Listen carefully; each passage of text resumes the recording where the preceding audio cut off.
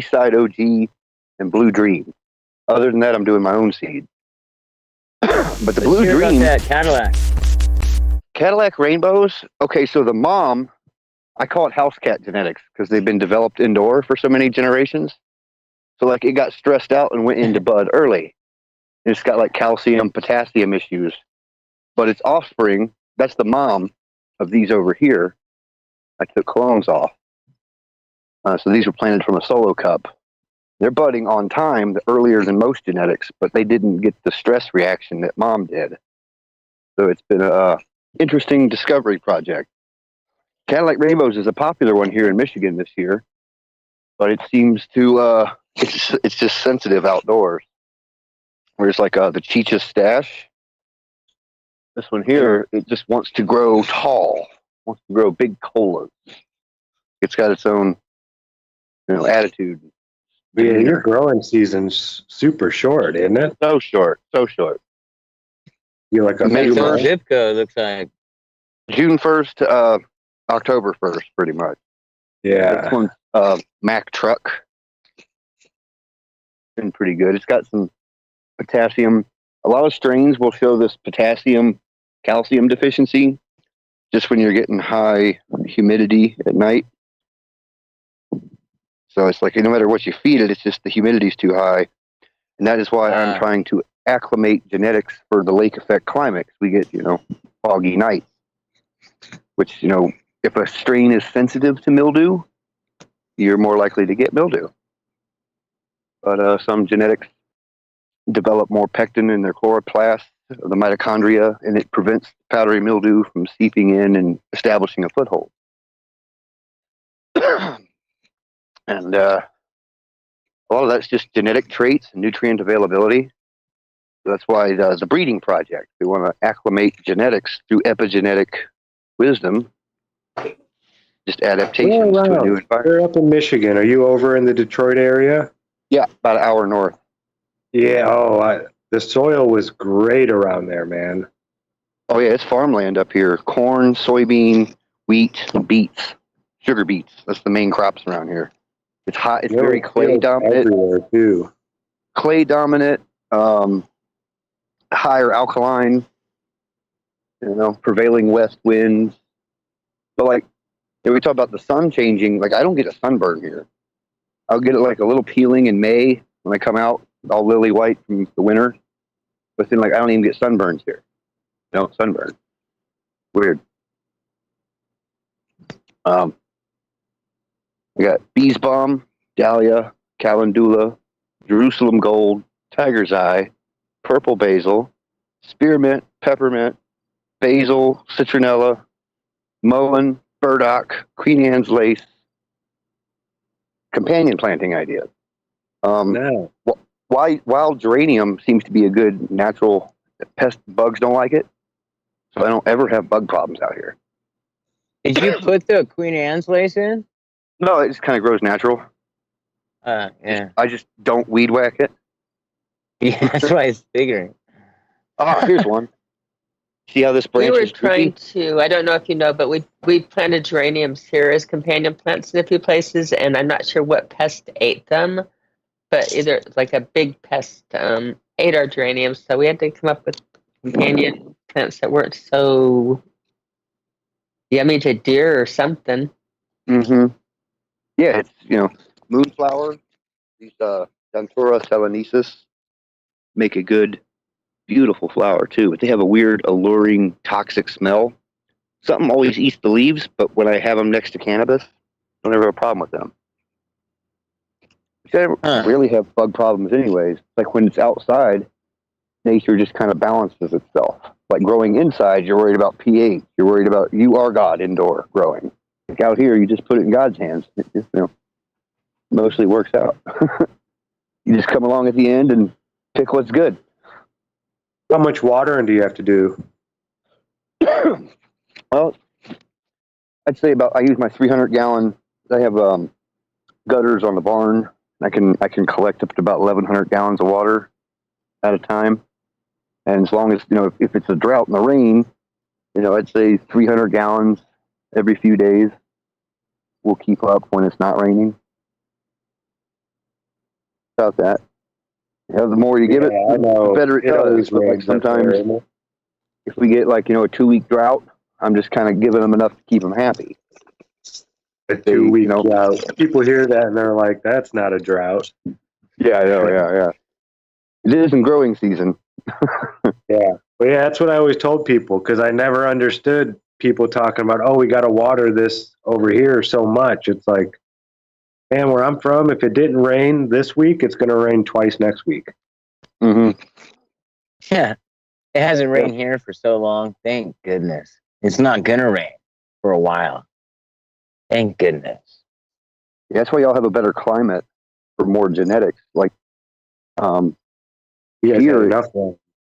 yeah, I can't grow the genetics here that you can grow there. Like I said, powdery mildew issues. If something's weak against humidity is an issue I have to contend with. It's so dry here. It is dry. I have to make my own powdery mildew happen by like creating the environment. By pulling tarps and watering too late in the day, then you can make that happen. Yep. I only water in the mornings. Yep.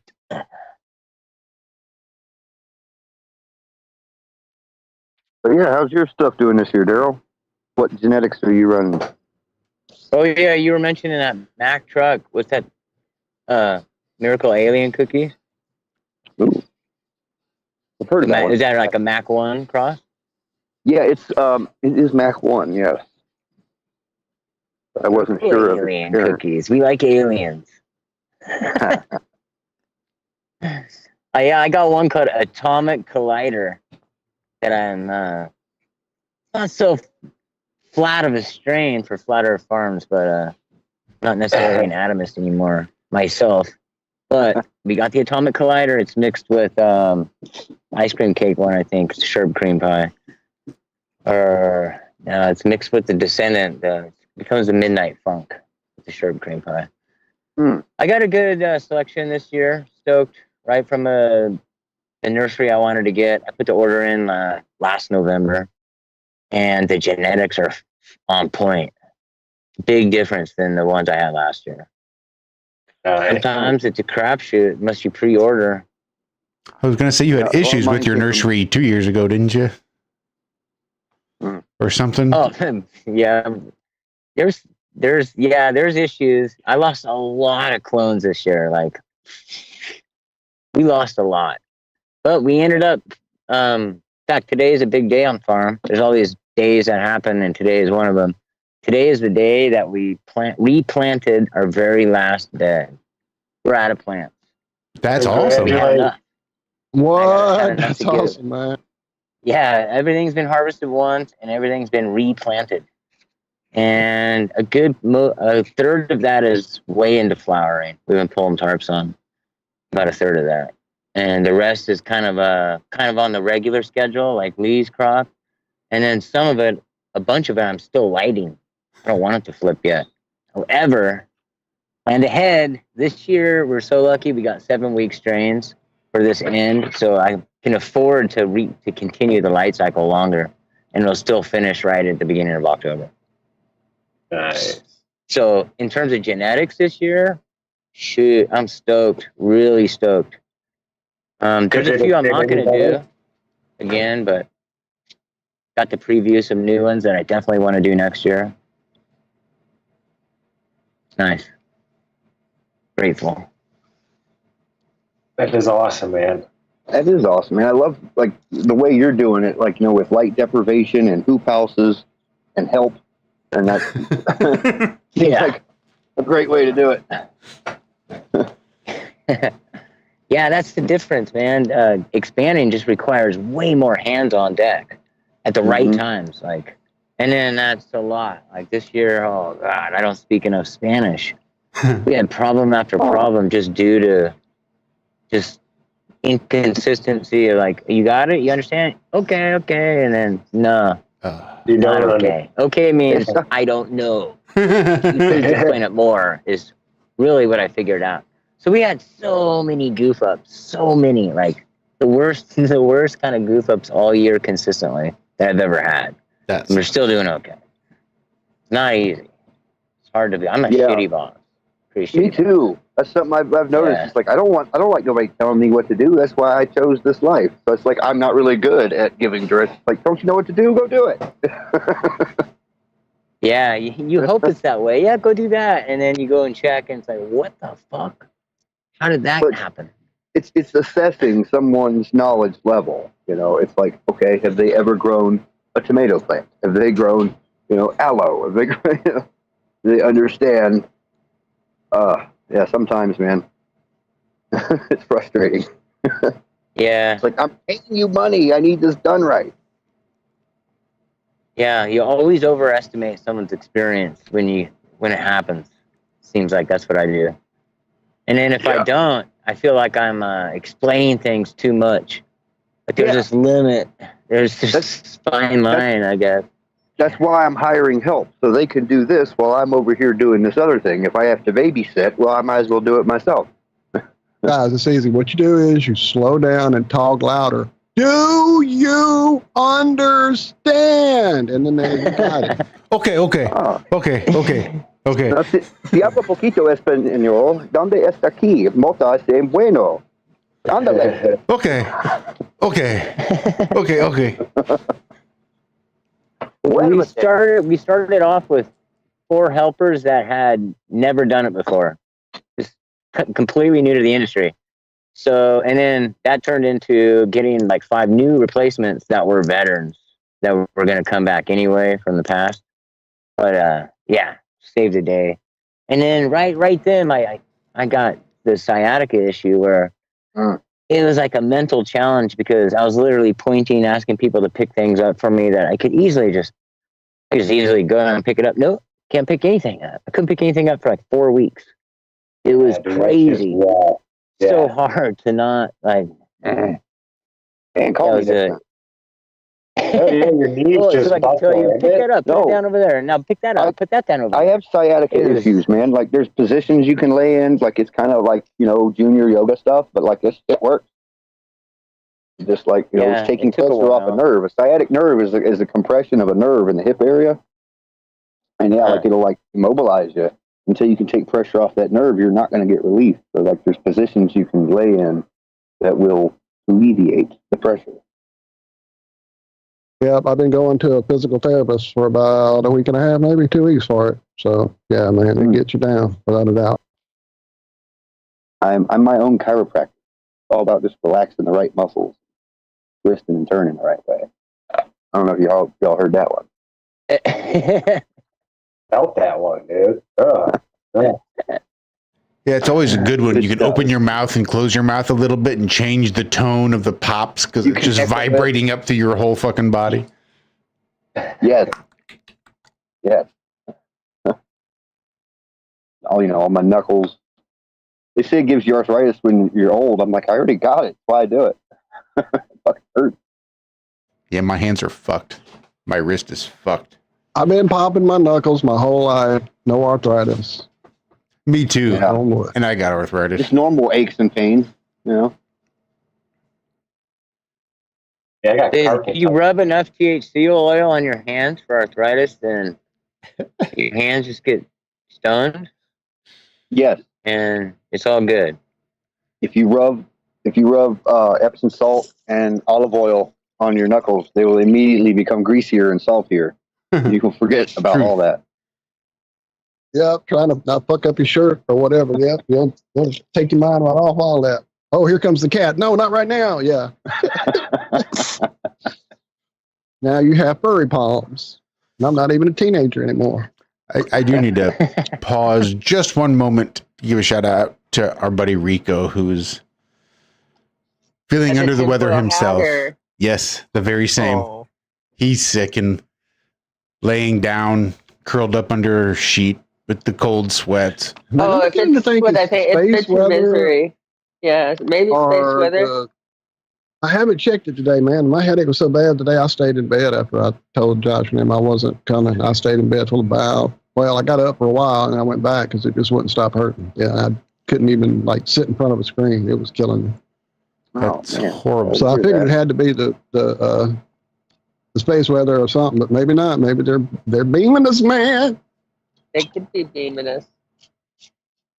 Something I feels was evil. just watching some crazy thing today, and it was coming from like, I don't want to say a credible source, but you know that I think he's former JSOC or he's a former Navy SEAL or something like that. He's one of those like those type of guys, and he does interviews with other guys like that, and like CIA hacker type people and stuff like that are the people who he interviews. You know what I'm talking about, Josh? Bald guy. Well, there's several on a of couch. them. Are you thinking of? I'm pretty sure I know which one you're talking about. Yeah, it'll come. Yeah, dude. Some of the stuff they say is like, how are they allowed to talk about this stuff? Those are the ones directed energy weapons. I'm telling you, when God, why is his name in his podcast escaping me? It's fuck. I've heard of it. I know what you're talking. It's in my tongue. He gives gummy bears out to all of his guests at the beginning. Oh, that's awesome. Because he got them branded. They're like, I want to say made even in Michigan. And I think he lives in Tennessee. And then all of his guests, he like invites them out for the weekend and puts them up and they have breakfast and talk and bullshit. Then they finally sit down and spend like all of like a Saturday or a Sunday doing just a full day of a conversation that they then break up into an interview for his podcast. Jesus H. Because the host is former CIA. I'm sure you've sent me that dude a couple times. I'm sure I have, because I cannot believe how much awakening is going on in that community. Like they were suffering from so much, like not just psychological trauma, but physiological, neurological, traumatic brain injuries. And then they're coming back and they're just realizing, man, this shit's all fucked up and there's just no way I'm going to be able to cope. And they figure out ways to try to use therapy. And this guy just went on like this entheogenic fucking bender almost and did like 4 or 5 different types of hallucinogens and just basically tried to overcome all this PTSD and all this shit that he's been through and had to deal with. And came out the other side a totally different fucking person. Just like, well, about like we would expect. Ryan. There you go, Sean Ryan. Yup. Yeah. Some of the stuff they talk about on there will blow your mind that they're allowed to say this stuff out loud. Crazy. He's like top 10, I think, podcast in the world now. I know, yeah, it's huge. There, Justin Billington got it, the Sean Ryan podcast, Sean Ryan Show, SRS, I think that's right, the Sean Ryan Show. And Vigilance Elite is his company name, and the name under which he sells those gummy bears, the Vigilance Elite gummy bears. Like straight gummy bears, they're just like candy and dextrose and all the regular fucking gummy shit. It's just gummy bears. They're not like THC or anything, but I appreciate good gummy bears. Well, I mean, good gummy bears are good gummy bears. I'm a guy that can eat a handful of gummy bears and really enjoy them. We've got my grocery store here has like that bulk candy type stuff, and they sort of pre-package some of the bulk candy. And if you get the right sized package, it's like at least 2 different kinds of gummy bears. And if you get the right sized package, then it's the good gummy bears. And they're just really decent. Each flavor is unique enough to differentiate. And there's just a big pile of them. So that's pretty rare. A lot of them just taste like chewy sugar. But these are actually taste the flavor. It's nice. Yep. Sean Ryan Show, Vigilance Elite. Sure as shit. Because he has awesome, on everybody from CIA operatives to like the former Army guy that was doing the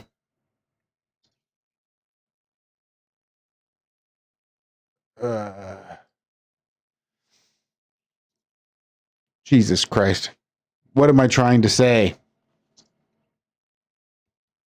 Was that Randall Carlson, Walter? Who was that? He was doing all of the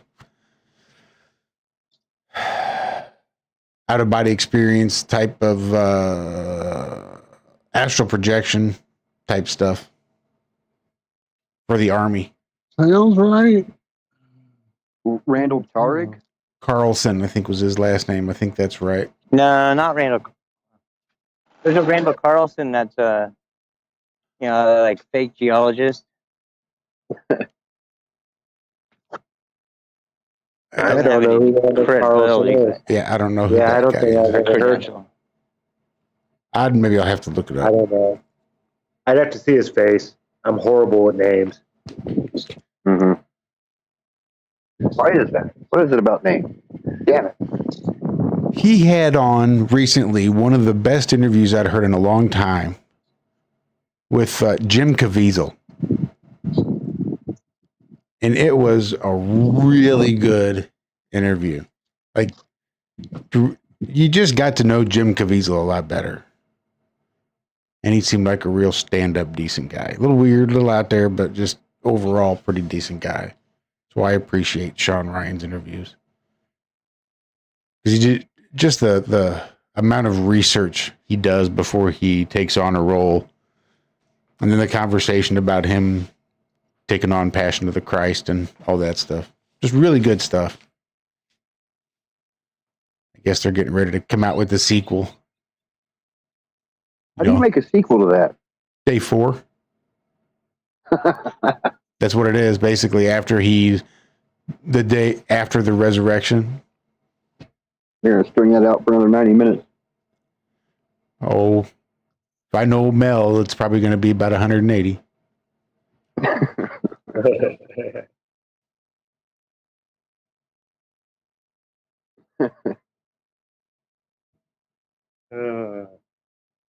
What is this?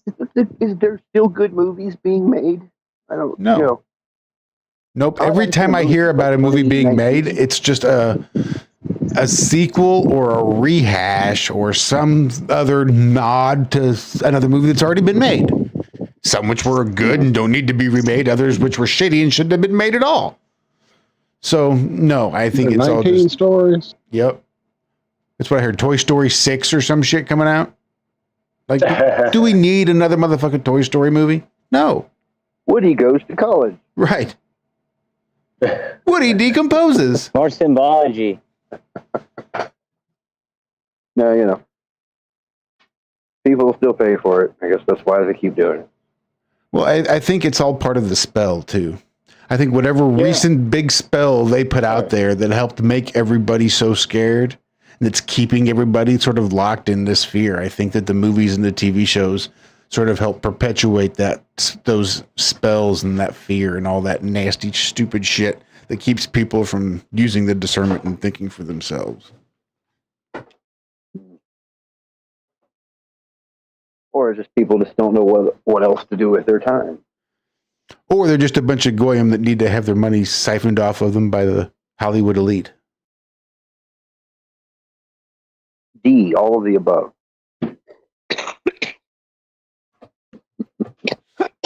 So there was a guy at my work. We were talking about folks at my work. There's a guy at my work that's been trying to get on here a few times because he's really big into the ham radios. And I really wanted to get him and Bob together to talk ham radios and how ham radio would work on a flat earth, because Derek's a pretty intelligent guy. And I figured once he sees it, it's done. And it's like, he really wants to have that questioning mind, but I still think he's still locked in a lot of mainstream type of stuff. And it's like he wants to, but can't really. It's not really easy for him just yet. And I for someone to push him over the edge. Well, and I figured Bob would be the one to do it because they are both. Perfect. It would have been perfect having that conversation about ham radio and the way that you can still use the ham radio and it doesn't have to be on a sphere. Would have been perfect for Derek. It would have been perfect. I mean, Bob started doing ham radio as like literally on his father's knee, and the whole family did it. And he was an amateur extra, which meant something back then because you actually had to, do the Morse code testing and all of the different things, understand exactly how it works. He did all of that by the He used to 15 or tell me 16. he would go hunting. The guys that would do the pirating, Mm-hmm. they would be talking on the ham radio, and you're not supposed to. They don't have, they don't have their call sign and permission. They're just messing around. Yeah, you're not supposed to do that stuff. They take it real serious. And when he was young, they'd jump in and they'd go and find the people using their equipment and gear and stuff. He was like really into it. Yeah. He was into it, and then he was funny because our call sign was KN0DEL, which is our last name. And it was a vanity call sign because I guess you can get a vanity if at certain levels. Now people would be like, "Well, why would you?" And they'd have to look at it a second time and say, "Oh, that's really cool. It's your last name." But he had fun with it because well, that was cool because it wasn't a vanity call sign, was it? That's what he was originally assigned. It was an amateur call sign. In other words, the beginning letters of it, usually they symbolize where you are and everything, but the beginning letters of this call sign were it was a vanity call sign for an amateur, taking you to amateur level or whatever. It made it fun for him, but he was anything but an amateur on it. But in other words, only novices could get into things, and usually if you get a vanity plate, you'll get things that nobody else can have. But he was like, "No, I can get my last name. It's so cool." But he understood exactly. He would have been perfect because everything made so much more sense to Bob when he put a lid on it. With that, he really did understand how it worked. And when talking about it, I know that we have some old shows of it. It was like, oh, so now this makes so much more sense now that you put an ionosphere in, and the skip and everything becomes, it's not bouncing off of nothing or even in there. It works. It works. In case you're wondering, how does it work? It works simpler, easier, without the voodoo, and naturally. I mean, it's no longer complicated. It takes the complications out of it by not having a spinning finder. Works naturally. Yeah, I remember being a kid. My grandfather was he played with ham radios for fun, and I remember he was talking to people in Australia from Florida, and I was like, "Oh no, that's cool. It's the other side of the ball." But it's like AM radio, but longer wave bands, so they can travel further and bounce off the ionosphere more. Because I remember being 8 years old, talking to people in Australia from Florida on a CD radio, pretty much. That stuck with me. Oh, that's pretty cool. In the movie Contact, Carl Sagan wrote that book, and then they made it to a movie with Jodie Foster and Matthew McConaughey in the mid-'90s. That's how it starts out. He was a ham radio operator. Got in a radio telescopeopathy. And, it just starts with a curiosity, I guess. But if somebody has an understanding of how radio waves work, show them how, it works when you're picking up Australian signals. And look at it on a map. How far does this have to bounce on a ball to get over here? Well, it's wild too, because radio. Oh, go ahead. No, you go ahead. I was just going to say, it is really neat how you do it, because a radio wave will travel for so long, and it'll be at a certain, strength when it gets there. It'll be right at the end of its thing. And if you can time that out just right, it'll get down to pretty much, any spot on the ground. You can bounce it off and just keep bouncing it, really, up and down, and then fine tune it. Bob was trying to explain it to me. He wasn't the greatest at visuals, and I wasn't good at the technical stuff, so it was hard for us to communicate sometimes. But when I worked in radio, we had a local AM affiliate of our station, but at night it would turn into I don't even know, a rebroadcaster or something. Indeed, it would play stuff from so many countries that made no sense. And I would ask the engineer guy that would come through, I can't remember his name now, Frank. Anyway, all right. How are we picking up stuff from that far? Well, it bounces off the clouds and that. I'm like, that's fucking that don't make any sense. What are you talking about? It never made sense at that point. You know what I mean? picture a pool table, right? And you're bouncing balls off the sides.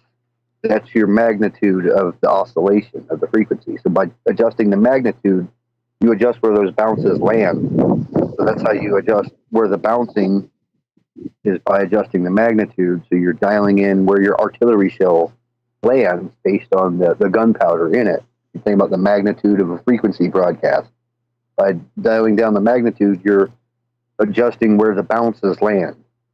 That's what Bob was So like I think. if you're going to hit a ball and bounce it off of one rail into the corner pocket, it takes dial back your power. It takes a certain amount of strength. But if you're going to bounce it like off of that rail, then the opposite rail, and bounce it back and forth 8 times, then into the corner pocket, it's going to require a lot more power behind it to get that frequency before it hits its target. Like that's why all the low frequencies are military now. Yeah. All low frequencies are used by the military because they can travel the furthest. They have the best, of course. Right. Well, and that's sort of where this conversation has been going. I think Derek was talking about one of these pieces of equipment that's got some sort of calculator for stuff. And I mentioned how I thought it was kind of cool that except for the 3D microscope, sort of all of the other departments at our work are flat Earth adjacent. And he just kind of cocked his head. He didn't really understand. So I kind of went through and showed him. And we got to talking and, about, airplanes and pilots having to account for the curve as they fly or flying off into space. And I just sort of got into this conversation and about, that's how they're trained. Because they have to be, when you learn to fly as if it's on a flat and level surface that doesn't rotate so that you can land and take off and all this other stuff. So, if you train as if, shouldn't it be that way when you're actually doing it? That's sort of a strange variable to introduce once you finally get behind a yoke. All right, here you go, kid. Right. It's like I learned to ride a horse out in front of the grocery store. So go ahead and saddle me up. I got this covered. Where do I put the quarter in? I don't get it. So what I ended up doing was just sent him like 5 or 6. It was the flight instructors, the U.S. Air Force, the Navy, the Army, and the land surveyors, just like 6 or 7 videos, all from Mark Sargent's playlist. I'm like, here, take this. And he took them, and it was about, 8:30, 9 o'clock that night. He's like, in about 2 days, I'm going to celebrate 20 years at this job, and not once have I ever thought about how they take into account curvature of the Earth if they're shooting the distances they say they're shooting. He says, how can the Sparrow, how can they target boats 50 miles away? How is that possible? I said, how indeed?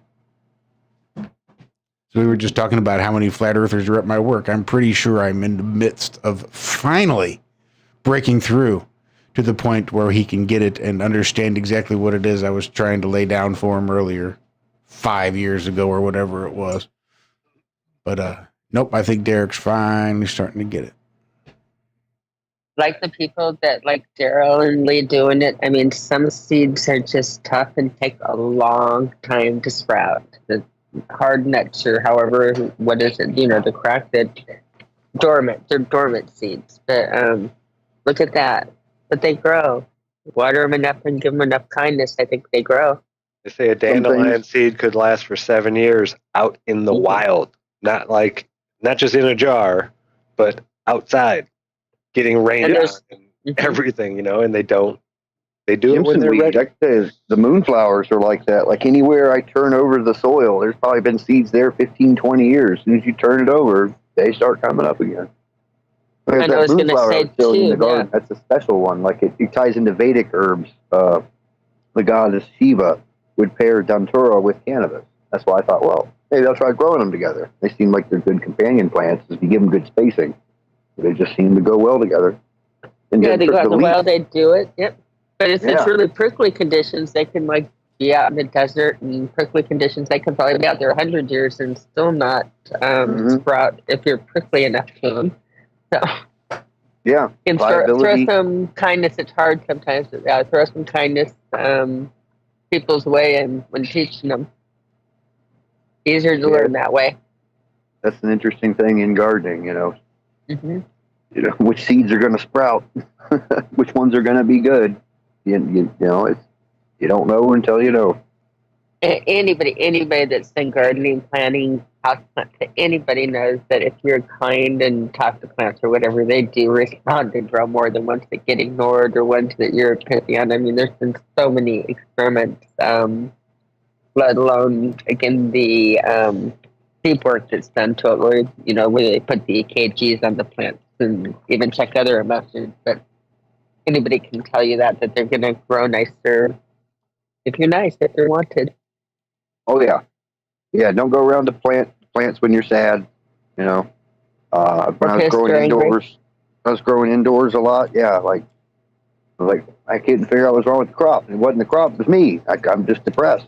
You know. They picked up on it, and by the way, I loved it how Clive Baxter. I don't know if you've ever seen any of his experiments with the plants. He does all kinds of them where he puts EKGs. But all he had to do with the EKG, he had to not actually physically light the lighter, but have a lighter and have it in his mind that I'm going to light you on fire to a leaf. And the leaf jumped, and now, like, that same plant takes over the whole room now because he learned the effects he was having with the experiments, and he doesn't want to, like, have mean thoughts towards the plants anymore. So it's actually quite... Again, it's remarkable. We forget. This is something I learned like years and years ago, but you forget everything reacts with everything else. It does. It really does. Oh, yeah. Fascinating, wonderful, amazing world. Yeah. Well, here's something I wanted to talk about that sort of ties in, I think, at an appropriate time. And it was... self-love in the morning. Right, loving yourself first thing in the morning. No, not like that, Walter. Get your mind out of the gutter. Jesus Christ. I was wondering. Can't take this guy anywhere. No, but like, so because we do a show at 4 a.m., right? I'm up at 3 a.m. and everybody here is sleeping. That's technically not morning. That's the night before. Now, I have an excellent question. Just letting you know on that. Huh. What does self-love look like for y'all? Well, this is what I'm getting into. Here's where I'm taking this. When you have to wake up at 3 a.m. and everybody in the house is still asleep, and you've got 1 hour to get out of bed, and then 60 minutes later hit go live, and go live on a podcast. So it's like there's a system. You have to get very systematic so that you can do all your shit and have it done in time and get as much shit done in that hour as you can reasonably do in a house that's quiet because everybody's asleep. So it's really just a matter of... I think I heard about this maybe on Sean Bryant. I don't know, maybe not. But so the night before, it's a matter of getting as much done prior. So the night before, a Sunday night and on Tuesday nights and Thursday nights, I'll get my clothes for the night before and I'll have them all ready. I'll try to take my shower the night before. I get my water for work the night before. I make sure I have my lunches ready.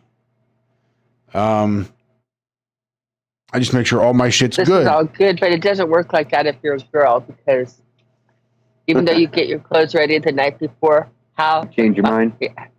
How would you know the night before what you're going to feel like wearing the next morning? And chances are, like, what I pick out the night before is not what I'm in the mood for in the morning. It's a whole different... Yeah, and when you're a slave to the winds of like change and you're not willing to say, this is what I'm going to wear, and you wake up like, oh, I don't feel so good. Maybe I change my shirt. I feel great. Maybe I change my pants. Maybe it's just like, these are the clothes I'm wearing. How do I feel? Right. Doesn't fucking matter. These are the clothes I'm wearing.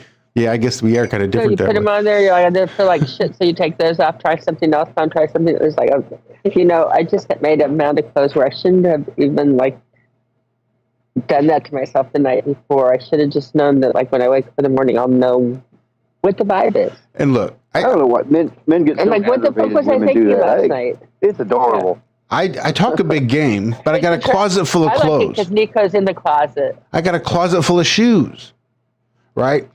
I like my Keen. The brand name is Keen. Actually, they're really Keen. They're Keen shoes. I like the make and the model of these shoes. They're not like the barefoot shoes, like where they're extra wide so that you can not like wearing shoes, but just the way the shoe is cut, they're just naturally like that. So I don't have to pay extra. Just a nice, big, fat, wide shoe. It's comfortable. It's leather. It's the rubber sole wraps up over the toe, so it's not always getting worn there. I just really like the shoe. I got a pair of black ones. I got 2 pair of brown ones. I fucking like them. So depending on the pants I'm wearing, if I have tan pants, I'll wear my brown shoes. If I got my brown shoes on, I wear my brown belt. If I got my brown shoes and my brown belt, chances are I'm going to have a brown hat. Or if I don't feel like a brown, I wear black. I have black shoes. I got a black belt. I got a black hat. So depending on my clothes, that's about the extent to which I do it. But I got a closet full of shoes and I got a closet full of clothes, all that coordinate around either black or brown. That's how I decide about my mood. Coordinate. Accessorize. But it's the self-love. It's the preparing myself and being able to take my hat, make sure my belt is all wound up and put in there. It's got my wallet. It's got my butterfly knife. It's got my switchblade knife. It's got my badge, and it's got my phone, and it's got my vape. And I can take it all, and it's all right there. When I wake up in the morning, I can put on the clothes I've got laid out because I've already taken the shower. I can put all my accessories and all my other stuff on, and I can get my lunch ready. Well, lunch is already basically ready. Everything's ready to go. All I got to do is get my coffee done, and I'm ready to go. Come in, get the show ready, and I'm set. And that's the self-love I'm talking about. That's how it identifies as... Yeah. Sorry, what was that, Cam? What did you just say? I said the accessories are like really helpful and everything. And that would be, again, your system just don't work on the clothes part with the girl. But the rest, I'm just listening to the advisement and getting all that stuff ready and being organized and thinking everything but the clothes. Well, if I'm wearing a pair of khaki pants, I'm not breaking out my black shoes. But see, that looks ridiculous. Yeah. And if I've got brown shoes, I'm not going to put on black socks because that looks ridiculous. Girl closet. That's switch it to your wife's closet. I just live on a farm. Too complicated for me. But I will say that that's just it. When I wake up in that morning for that 1 hour, it's easy. I mean, granted, we've been doing this for a decade, so I've got practice. But Josh, what I want to understand, your routine is your self-love. That's right. When I'm in that morning, so this morning, my present self was able to be thankful of my past self. Right? I can show gratitude to myself in the past, which for me is really hard because I'm so hard on my past self. That is the thinking pattern that I have, is to be hard on my past self, to judge my past self, because my past self was a real piece of shit. So it takes practice learning how to be forgiving and to appreciate yourself in the past. And even that small little act of giving my future self those pants, thinking, I'm going to do this for me.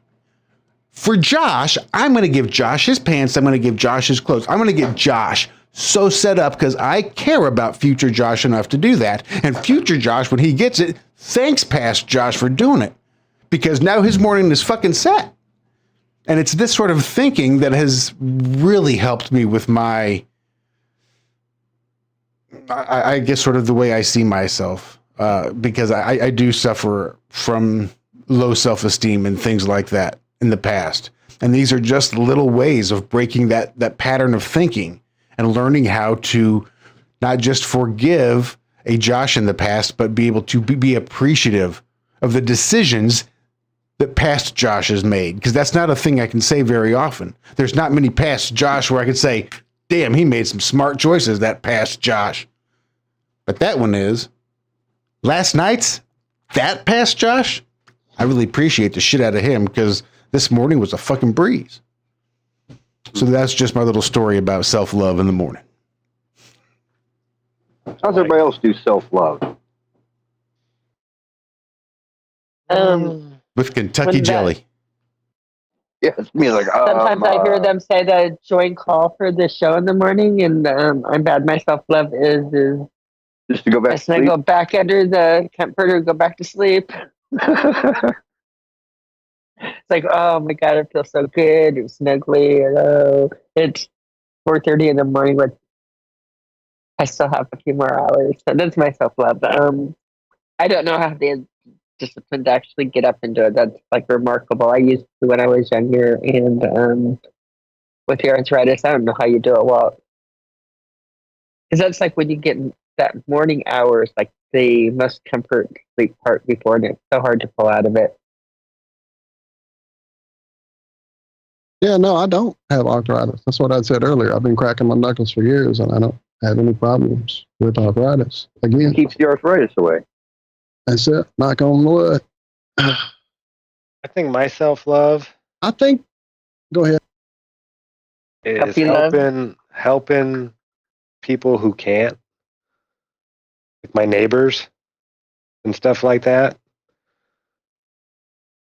You know, just I get a really good feeling when I help my 84-year-old neighbor do something that, you know, he would do in a heartbeat if he could. He just can't do it. You know, he's moved beyond that now. And I know it kills him for him to even ask me. You know, because some of it's not really all that difficult. He's 84. I mean, come on. Eventually it's going to happen. But yeah, that kind of stuff, I don't know. I get a really good feeling doing stuff like that. Or really anybody that just needs it. I know exactly what you mean. I used to. Be like, the only good thing I knew was like helping somebody else. I still get good feelings from helping other people. I love it. Like that's the only thing I really still do. I don't even know how to take care of myself. And then I tell a little tale to people I come across if I've got them trapped for, 30 seconds. Cami's probably seen me do it a dozen times. I ask them, if I give you $1 million, would that make you happy? And most of the time, they say, yeah. At least for a while, they'll say. Some of them are like, well, yeah, of course. Some of them are like, nah, not really. And those are the ones I'm like, you already got this one. But most people say, yeah. And I go, okay, well, we'll change it up. I'll give you $10 million, but you don't get to wake up tomorrow. And they all look at me like, no, that's crazy, I was like, yeah, that's insane, right? And then I go, so what you're saying is just waking up this morning was worth more to you than $10 million. Did you feel that way when you got up? Did you look at it as a blessing, as something more than $10 million to you? Or did you wake up and go, oh, I got to go to work today. I got to do this. I got to wash the dog, blah, blah. Did you do that? Or did you wake up and say, I woke up. It's another day. I get another chance. Yeah, I get mostly good reactions. The ones that hurt, though, are the ones that say, I'd take the 10 million. It's like, oh, man. And the first time that happened, I went home and I thought about it for like days. What do I say to the next person who says I'd take the $10 million? I never thought about that. And then the next person it did, I told them, you know what? That $10 million you were going to give to somebody, family, friend, your loved one, whatever, I can almost guarantee you they would give every penny back for just the chance to tell you how much they cared about you and loved you for just one more day.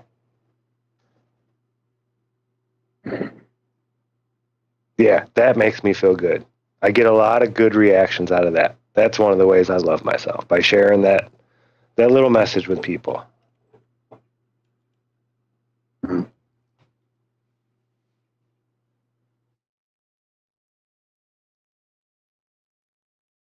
So Darrell's going to be back when his battery is back, by the way. Rookie mistake. I was about to inquire.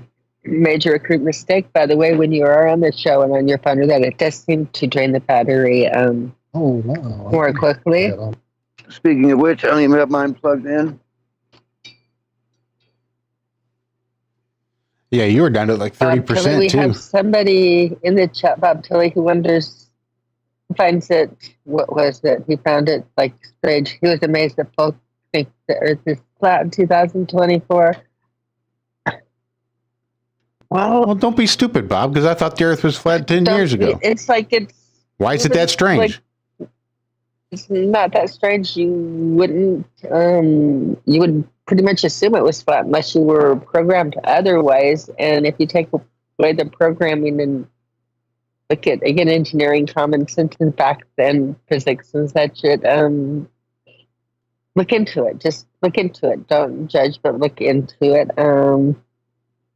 And as far as flat earthers having no scientific breakthroughs, I don't know, most big scientific breakthroughs, if you looked out throughout history, were made at a time when people believed the Earth was flat. And I see recent people like Crow's work on that. I would disagree with that. If you remember, he wants to argue. Positive, what was it?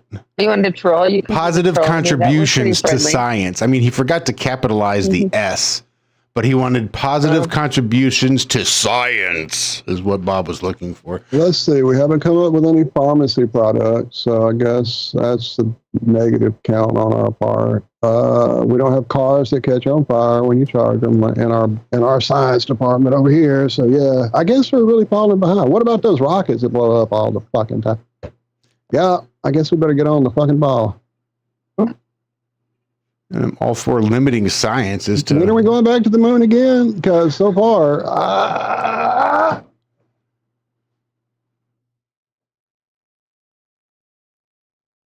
It'll be never. I know folks have made money on it. the not going back. What's up, Ted? Also suffering we have Jessica, back pain. And Karen B. Hello, Karen B. Karen B. at the venue today without me. I was so jealous. Thought she was there. I was doing it while browsing, like again, just while y'all were talking. I have ADD, so I browsed the pages in the background. It's like Karen was at the venue. I was at the dentist. She had a more fun day than me. Gotta say, got better. Got a lot better when I got home, but yeah, it was so pretty at the venue. So excited.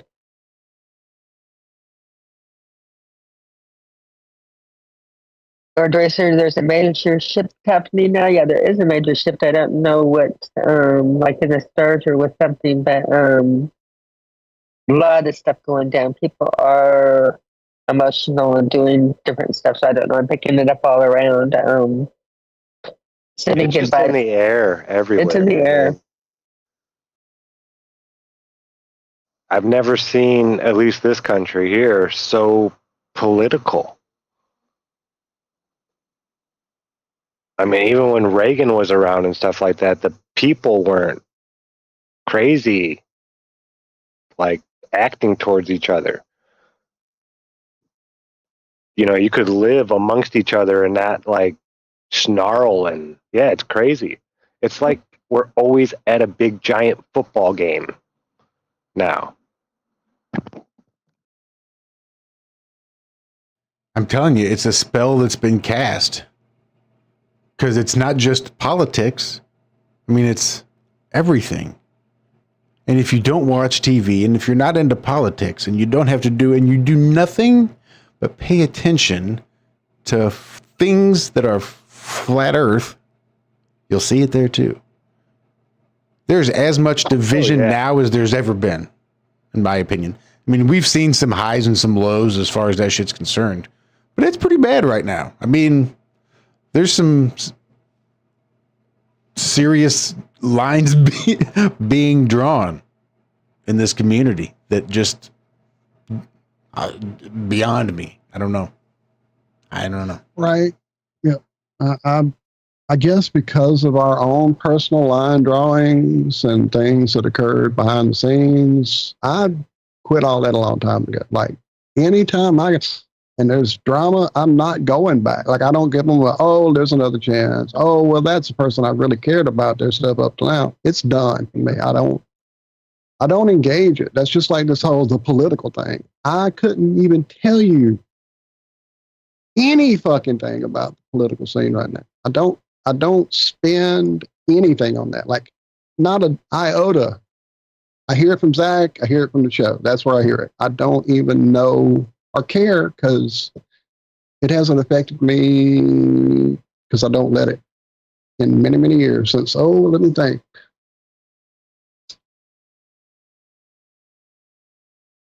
'99, was that when it was? 2000? I don't know, whatever fucking year that was. It's been a long fucking time. Paul was getting political there for a minute. Much lovely. I get it. Sometimes I just can't either. Oh, it was only because the cool dude I thought was cool on stage said something. So I was like, oh, well, he's cool. I'm going to be cool too.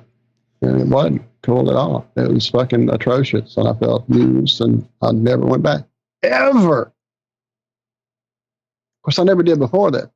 I never watched news growing up. I hated it as a kid, hated it as a teenager, hated it as an adult, hated it beyond measure now. Hated it when it became a part of a job I had to do and make a choice and draw a line there. And that got me shit canned because I wouldn't read their bullshit. I didn't want to do that. They had a news guy for that. It's not what I'm here for. I'm here for entertainment, not for fucking news. I'm not a news person.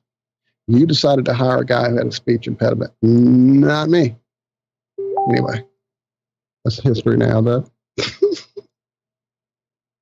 It's okay in history. I was thinking back, and it was funny enough, even talking with my son, thinking back to like the first social media drama you remember, the first time like affected in that. And the first time I had was really affected by social media drama was long before I looked into Flat Earth or anything.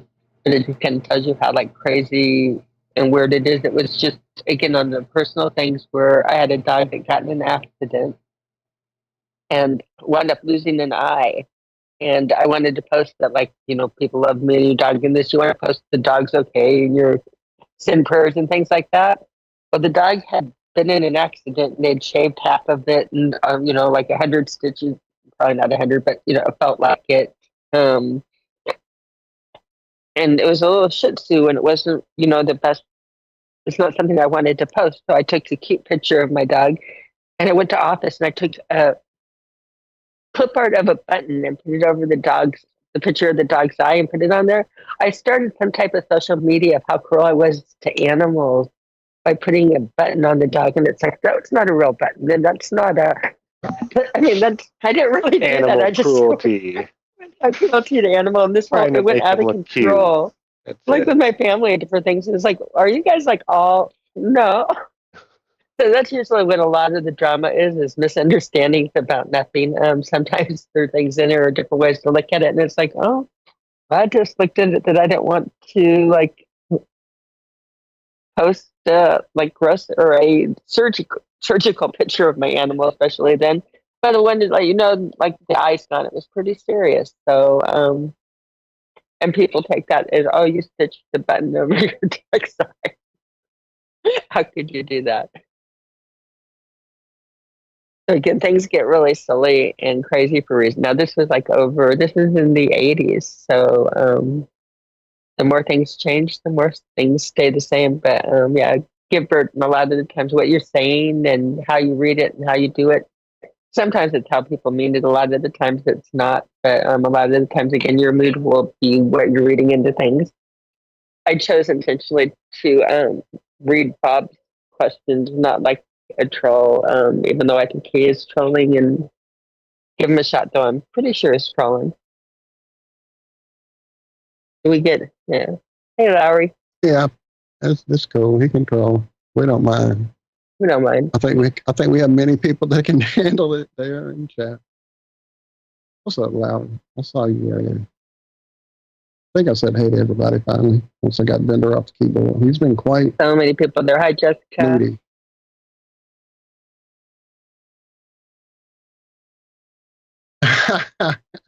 Ray's about to fire Darrell. Thank you, brother. What? COC is here. Putting some in the show for the Monday right now. Did you see Little Wing posted a link up there earlier, Walter, talking about this band called The Dead South?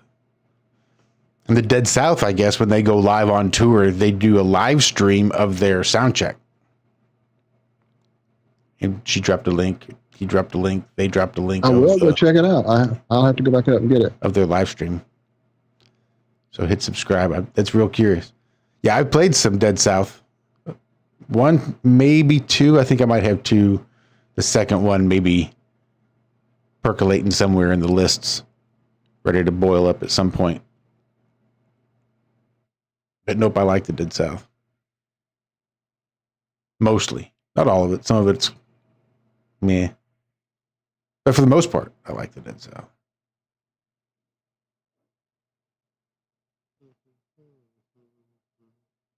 You know what I just learned today? That ZZ Top was in Back to the Future, the one where he went to the Wild West. Was that part 3? Mm-hmm. They were the band during the dance. That was ZZ Top. Uh-huh. I didn't know that. Well, Walt and I had to know it because we're old, Josh. We're old as fuck. We're old as Or fuck. I am. You're not. You're Yeah. young and hot. You know you got it going on, girl. Like, yeah, give us that Hey, old that's 70s names. I saw that once. I went to the theater, saw that once, went, what the fuck did I just watch? And never saw it again. Never rented it. Yeah. Never streamed it. I watched it on the big screen in the living room, which wasn't all that big or whatever it was. And that was one of those. And it's like, oh, God, I am so glad I did not pay to go to the Well, theater. I was young and dumb and tried to. I was like, okay, well, 2 is bad. It can't get worse, can it? Well, guess what? Oh, little man, sit down and we'll show you some shit. I'm waiting for him to redo that one. When's that coming out? Wasn't there mean already some 4? kind of rumbling about something? Yeah, I'm pretty sure it's coming. I'm pretty sure it'll be here before too long. It'll be out next week or something. Yeah, Something. Pretty sure, Zach. You can look it up, but I think they've already got it coming. look it up. I think they got it coming, man. It's in I the was pipeline. joking. How can you Don't do joke that? with that shit, dude. What did Daz teach you? What did Daz teach you? Zach, I think if you look into movies 2024 new releases, which I did, you'll see Twister, which I thought had already been released at least a couple of times. I started watching it and it didn't hold my attention. Yeah. Yeah. Back to the Future 4. What the Oh, fuck? no. Yeah. I didn't even know there was a 4. There was a 4? It's coming. No, it's coming. No. Yeah. No. And what did I Stating just sit so. and watch all the way through to the end and couldn't believe I sat through the whole thing? What was that? You had Ryan Reynolds and there was boogers after him in space. What was it? Damn it. I'll have to look it up. Hang on. No. Yo. Oh my God. Nope. Okay, I'm not. Is it getting bad? Remember when I Is it told getting you that worse? they're making no more good stuff now? Everything is just a remake Everything is shit. or another fucking sequel. Zach, you thought I was joking.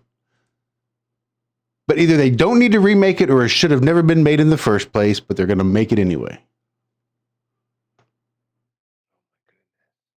Bad.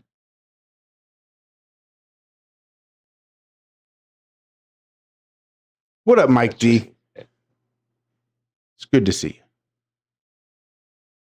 you. Yeah, I just went and watched like just a second here and a second there, the trailer, and that's all I need. Of 4? Yeah. They're calling it. Oh my goodness. Oh my. Never mind. I don't know. I didn't see the whole trailer. Does the DeLorean drive down train tracks? I'm trying to figure out how they're really going to work in Michael J. Fox, but if you've got him in the DeLorean while it's driving down the train tracks, I don't think it'll be that big of a deal. That's horrible. You're so fucking evil. If we weren't going to hell for Hawking, we're definitely going to hell. Do I watch the whole trailer? If you like pain, I mean, I'll do it for you. I didn't watch the whole thing. I just knew it was there and said, "Oh, well." Want to see where they're Live. That's what it was.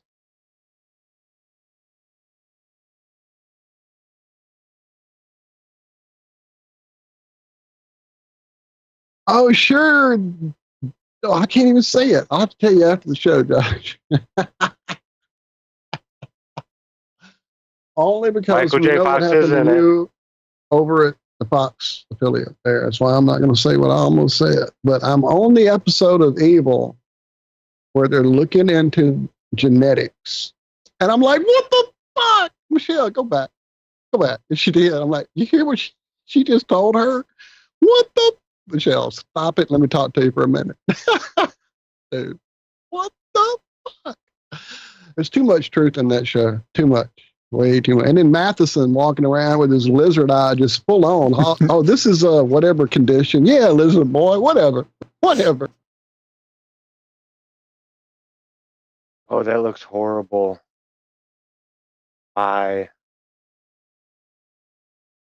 Dude, like it looked like at least the stuff they were showing there, it was all, remember Indiana Jones at the beginning of the last one where they tried to make him look young? Oh, no. And it looked like it was like Lord of the Rings chalk drawing type shit from the old Lord of the Ring VHS style. Yeah, that's what. Oh my goodness. And I think they had a young Michael J. Fox in there like that too. To Fox? No, like everybody. Christopher Lloyd. Like it looked like when they went back in time. Lloyd was just in something old as fuck, and he was kicking ass. Oh, Nobody. Christopher Lloyd was in Nobody, and he's old as fuck and still a badass. So they don't need to do nothing to Doc. Doc should be old as fuck. Yeah, right now. he's in it. Oh, jeez. Who was I telling to watch Nobody the other day? It was on the after call. I can't remember. My brain is so gone. This week's been crazy. Damn it. In chat, who did I tell? Who did I tell to watch Nobody? Huh? I know the movie. No, Nobody with Odenkirk. Odenkirk. Was it you I was telling to go watch Nobody? Odenkirk? Go watch it if you haven't. Odenkirk. Nobody. Just uncle? Yeah, that's Thor's uncle. Go watch Nobody. Anybody who hasn't. Right, old as fuck badass. Sherry got it. I love you, lady. Every time somebody says shit, I'm like, here's Sherry's new password. Yes, Nobody with Bob Odenkirk. Go enjoy it. 15 times back to back. I've seen it probably 5 at least already, if not 8. Every time it comes, a movie? Yes, it's a movie. It's a fucking badass movie. Go watch it. Is that the one where he gets into a fight on the bus? That's the one. Okay, I've seen it then. You got to say Saul. Don't just That's call not Saul. who he is to me. He's always been Odenkirk because I got into him. I know, yeah. He's been around since way before that, yeah. I never knew his name, though. I just knew his Bob face. Odenkirk and David Cross. That's where I found them, and that's who they are. Now, any other characters they played have been whatever, but yeah, he's Saul, and he's other things I've seen him in, but yeah, he's fucking Odenkirk. Yeah, I'm horrible at names. But somebody in chat, I told, after call. It may have been Rico, maybe. It may have been Nemo. Somebody's usually there, though. I keep hearing an echo. Is that the cat stepping on my keyboard? Because she's definitely doing that right now. What you doing, baby? You want to see everybody? Hang on. Oh, I got cats everywhere. Hang on. Hang on. About you. Yeah, about you. I love that when he was on Conan O'Brien and he showed like an old clip from the Conan. old clip. Yeah, that was great. We lost the cat. We lost the cat. I ain't got time for my stupid shit. This twin cam thing takes too long for it to catch it and set it up for me. I don't know why. I think it's because my camera's foul business. Oh, come on. I have to take a picture of it? What am I going to do to this thing? Just go. Oh, good Lord. Yeah, I was hoping to see some pictures from Darrell's festival. Well, I know. We didn't even get to ask him about it yet. We were having fun chit-chatting. Hadn't actually started the show yet, really. It was already in progress, so.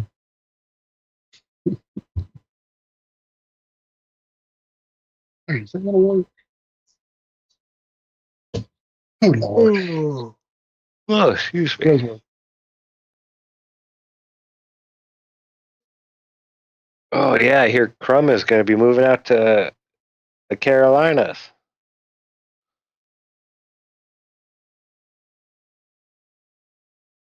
Yeah. Whoa, what happened? It flipped. Baby girl. That's Bender. He's being lazy. She left. She came across the keyboard this direction from that hole over there, and then came over here, and he swatted her, so she left.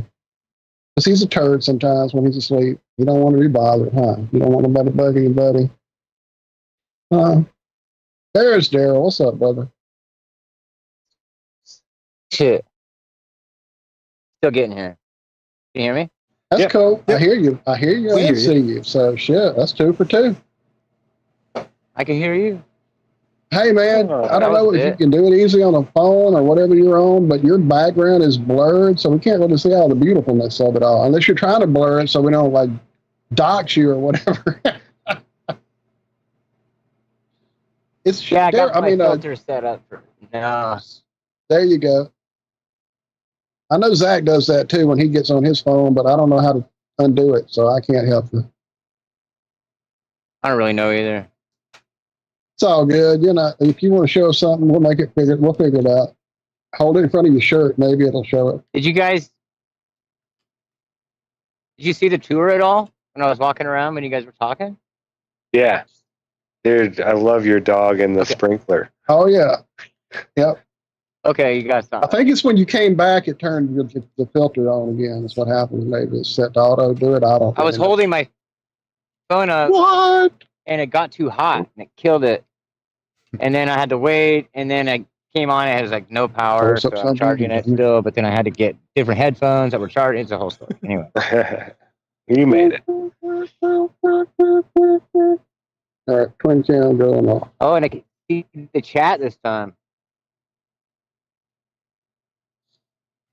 What's up, chat? We spoke as you were gone. We spoke about the event a bit. Hoped it was good, and hope you have tales to tell of it. How was your event this weekend, my friend? It was pretty small. Kept it mellow. It was fun. I got this hat. Oh, that's fucking awesome looking. For the second time. Yeah, you won the big cowboy hat, and so we ended up just trading. How I got right. With that's what's up. Yeah, that's awesome. His hat man. right off his head. That's awesome. The man. And Singe was here, and John Keeley and his wife. His wife is awesome. Oh, that's what's up.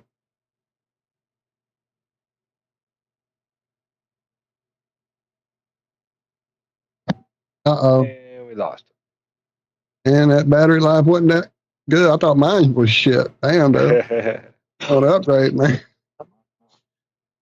I play Pokemon. It lasts about that long. There he is. Sorry about that. No worries. That was not the button. No, I'm fucking with you. That's all good. Uh-oh. Did I turn the camera back on? No. Turn that on.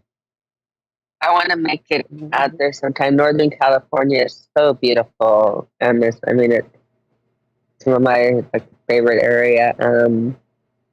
It just wasn't to be this year. It was too hard to get back across the country, and timing didn't work. And it's sad because I'd love to just see the ground sterile and have my hands in the earth there. Just again get different touch rock. Maybe one of these times.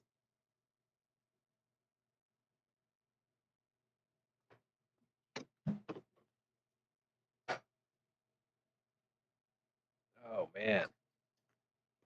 So beautiful. Yeah, I've never been up to Northern California. I've never been just to the southern part of California, really, and I didn't go too deep into California. I was just I hung out in the desert for, I think it was either a week or 2 weeks out there. I don't even think I was in like a town or anything. It's right across the border from Ehrenberg, Arizona. You know where that is? Darrell? No, Ehrenberg? It's just west of Quartzsite. Oh, yeah, it's so far. It's got to be way south, yeah. It's like a way 12-hour south. drive or something. Okay, yeah, way out there for you, okay. No, how far are you from wine country? Because that's really what I keep on putting in my mind, and I know you're not, per se, you're not in Napa or that, but how close are you to that? Because that's what I picture as. It's because too that's my far. I don't want to drive all that way. I don't want to go all that way. I don't want to go to wine country. It's been a while. It's a whole 3.5 hours. That's my mom is from Calistoga. My family's from there. I like to go there too. The wine country is spendy. It's nice. It's beautiful. But that's over the mountains, over the other ridge. We're kind of on the other side and about 2 hours north. And it's way drier up here. Yeah.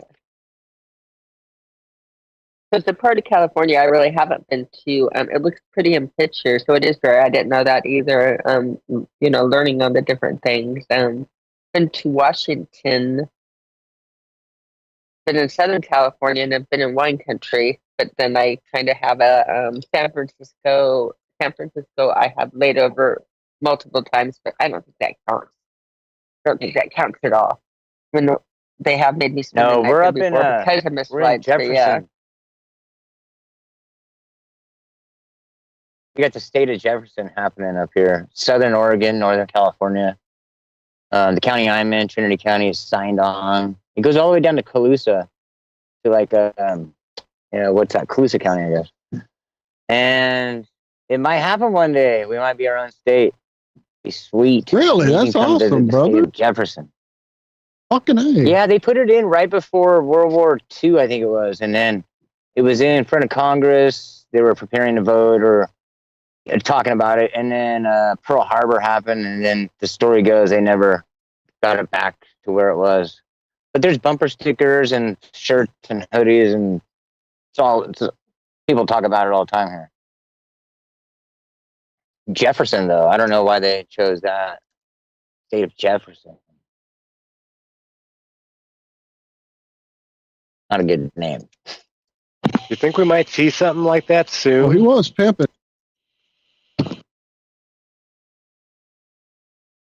It could happen. Yeah, there's like a new resurrection for it. I haven't heard where it's at now, but I don't know. Not really following the politics. Yeah, me neither, brother. It's sometimes to my detriment because there are some things that I do try to stay involved in, and then it starts getting political, and I'm like, because it's they're fighting politics, so it has to be. And when it becomes internal, like I'm part of the American Credit Association, and we're fighting shit left and right in states and counties that are trying to keep people from getting medicine they need. And yeah, it's fucking.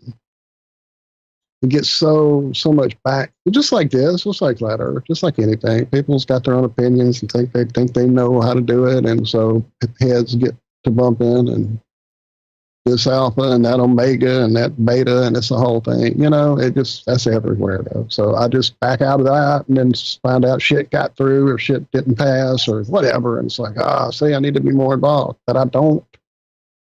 It's not what I came here for. Politics isn't what I'm here to do.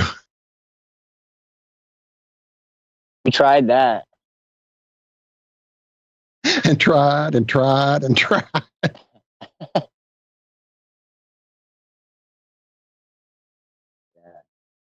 Yeah, I've been watching the politics as like a show probably the last couple years. And it's not even so much the politics that I'm watching, it's the different news sources. And since, when was it? It's really ramped up since like 2017, 2016. But Obama, when he did away with the Smith-Mundt Act, which says that you're not allowed to use propaganda on your citizens. So now it's legal to use government-controlled propaganda on the citizens. And we're seeing it play out right now because nobody's being held accountable for lies. And you have one major news, or this side of the major news source saying one thing, and the other saying the exact opposite.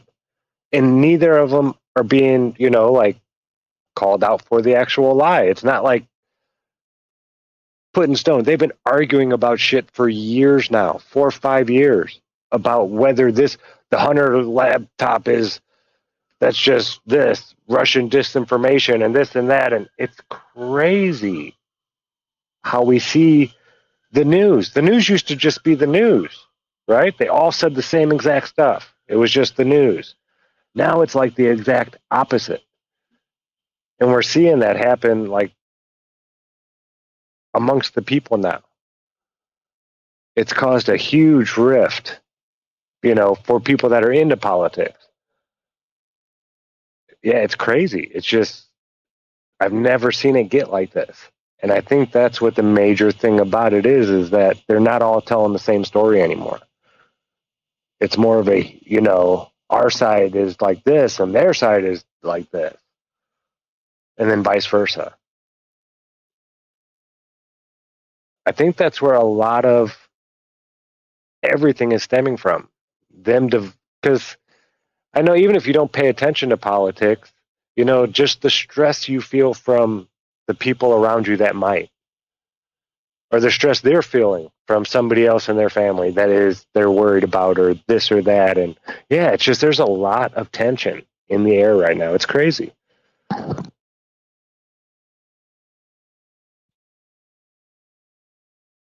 I got a question.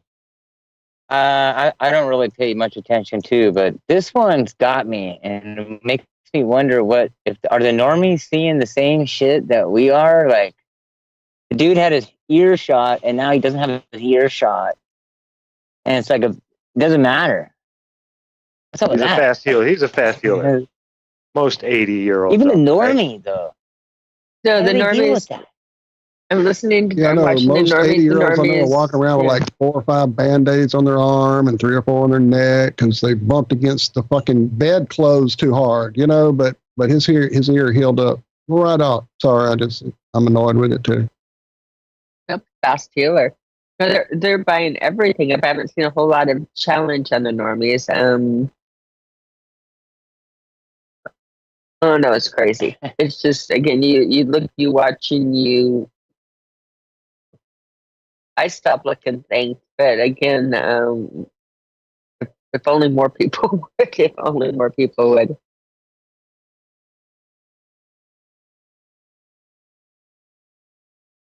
Well, I've never seen, and I know Trump is like unlike anything we've seen. A person running for president, a billionaire that wasn't taking any type of whatever's blah, blah, blah, supposedly, right? Money from lobbyists. And I've never seen them, like, the news put so much hate on one person the way that they do. It's wild.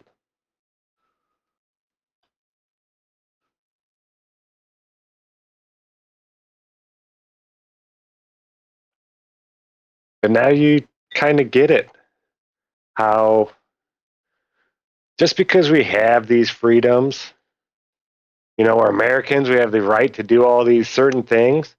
It's really crazy how upset people get when you exercise some of these rights. They tell you, oh, just go along, get along. What are you doing? Why are you rocking the boat? Why you got to do that? Like, well, this is not just our right, but it's our duty to do this kind of stuff, you know, to keep our government in check and in line. They just had their national, or they didn't vote for Kamala. There was never a ballot where she was elected to be the presidential nominee of, they never had any of that. Now, to me, that would kind of be a threat to democracy. For people who go talking about it's going to be a threat to democracy. You just don't mention those words. You just stop using those words. If you just stop calling Donald Trump a threat to democracy, you just hope maybe he's not going to call you one now that you've done this. And you just keep it out of the people's ears and out of their minds. And they'll forget you just run a new news cycle. Has it ever happened before? A president just not be elected to, I know usually the one guy, but they still have the thing. They all get dressed up and, you know, all meet together and have their dinner and their big $1,000, $10,000 plate dinner or whatever. So you can go have your picture taken with him and shake his hand. I think that's this weekend. Yeah, the RNC. Yeah. The convention. They still would have like votes up to that point. Or everybody else would, you know, step away. They didn't even debate or anything. It's weird. I've never seen anything like this before. Well, again, that's for money, I'm sure. Because all those donations for the Biden-Harris campaign, the only way they keep those is if it's Biden or Harris. If it's neither one of those, then all those donations have to go back or can't be used for whatever the new candidate is. So the only way she gets access to those funds is if it's her. That's crazy, man. How much money is that, though? I mean, yeah, to them, didn't they just raise that in like 3 days or something like that, according to when they had their big powwow with the guy who was then 2 weeks later saying that you need to step down. George Clooney was up there on stage promoting him. And then like less than 2 weeks later is saying publicly that he needs to step down because he's not coherent. Right. It's like, dude, you were just hanging out with him 2 weeks ago and endorsed him. Yeah. You know who couldn't keep up with him because he was running circles around her? I'll give you 2 guesses. Was it you? It was Kamala Harris. She says he's in such good health that she can't keep up with him when he just runs circles around her. Either she is slow as fuck or a lying cunt. I don't know which one it is, but it's got to be one of those two. That's about all the other choices there are. Pardon my language. Yeah, these are really crazy times that we're living in, just like never before seen in like election type stuff. Or at least not in the last 50 years or so, you know. It's wild. Unprecedented times. Yeah. Crazy stuff. I'm not following the politics as much as I'm following the lawsuits or the legal end of things. You know that I like the legal and what's going on with the things, and I'm fascinated by it. And what's been going on right now. What's going on with some of these judges and what they're doing. Oh, with the judges will do that, but let's do right now just with like the morals and the ethics and that in Disney. Anybody familiar with the Disney case? Because that one's a fascinating one. It will follow another. Again, you wonder what they're thinking as far as PR. And do they want to destroy the brand? But in Disney, there's an interesting lawsuit because, in a nutshell, you have people that came in on one of the resorts. Woman was highly allergic to dairy and nuts, and I guess she highly questioned a restaurant on the resort or something 3 times where they were assured that there was none of these ingredients in there, and she said it was, I guess, severe. Well, I guess there were all of the ingredients in there, and she died. Okay, so it's like, okay, well, maybe she shouldn't be eating out of that. Well, the family on this and even have on the video recording of her asking and like pleading or letting them know, are you sure this is okay? Because it's just the husband, it's a serious allergy. So they have this on recording. Nobody is doing this. The lawsuit against Disney is for a whopping $50,000. So it seems kind of reasonable to cover the like funeral expenses and hospital expenses and things on there. Unreasonable for like bad advice on it, right? Are you ready? Disney is fighting this suit, but it's how they're fighting the suit that's interesting. They're fighting the suit because the people 5 years ago signed up for Disney Plus, took the free trial offer. And when you sign up for Disney Plus or for another Disney, like buying some things through the website or whatever, you agree in their fine print not to sue them on anything for any reason ever. And you agreed to arbitrate and that you forfeit all of your terms of service, baby. Terms of service. The human centipede. They want it dismissed for the terms of service that no, these people signed up and took our free trial offer and therefore we're immune from any lawsuit from them. Now it'll be interesting to see how that plays out in court. There was another taking hits, but come on, yeah. $50,000 Disney. This is for $50,000. Now there is right now this is falling after a much smaller case, which was like called the Haley Page case, which is a silly case. It was a case about a wedding dress designer, and it was one of the ones that was featured on Say Yes to the Dress and all of that little wedding phases going on, right? And her name was Haley Page, and everybody went and talked to buy Haley Page. Well, she got in an argument with the couture, the big corporate behind this, and says, no, I'm not doing this anymore. I'm walking away from the job. And when she walked away from the job, they're like, whoop, you're walking away from she had like over 1 million people on Twitter and all of these other accounts that she had even from before she did it, but she did advertise the things through there. Well, she sold her name. And so she sold all of her social media and everything with, in other words, that all got locked up in court. It wasn't just, she no longer, they told her she couldn't design under any part of her name, Haley Page, or use any part of it, using her name on social media, promote any type of anything in the industry with these names and all of this. And so you have can corporate do that? And the answer is, yeah, they can, because they argued that she was no name before they signed her on, and she signed to it, and she signed on the dotted line and was on the agreement. So the lawyers did win on that one, but lo and behold, nobody would buy a Haley Page dress.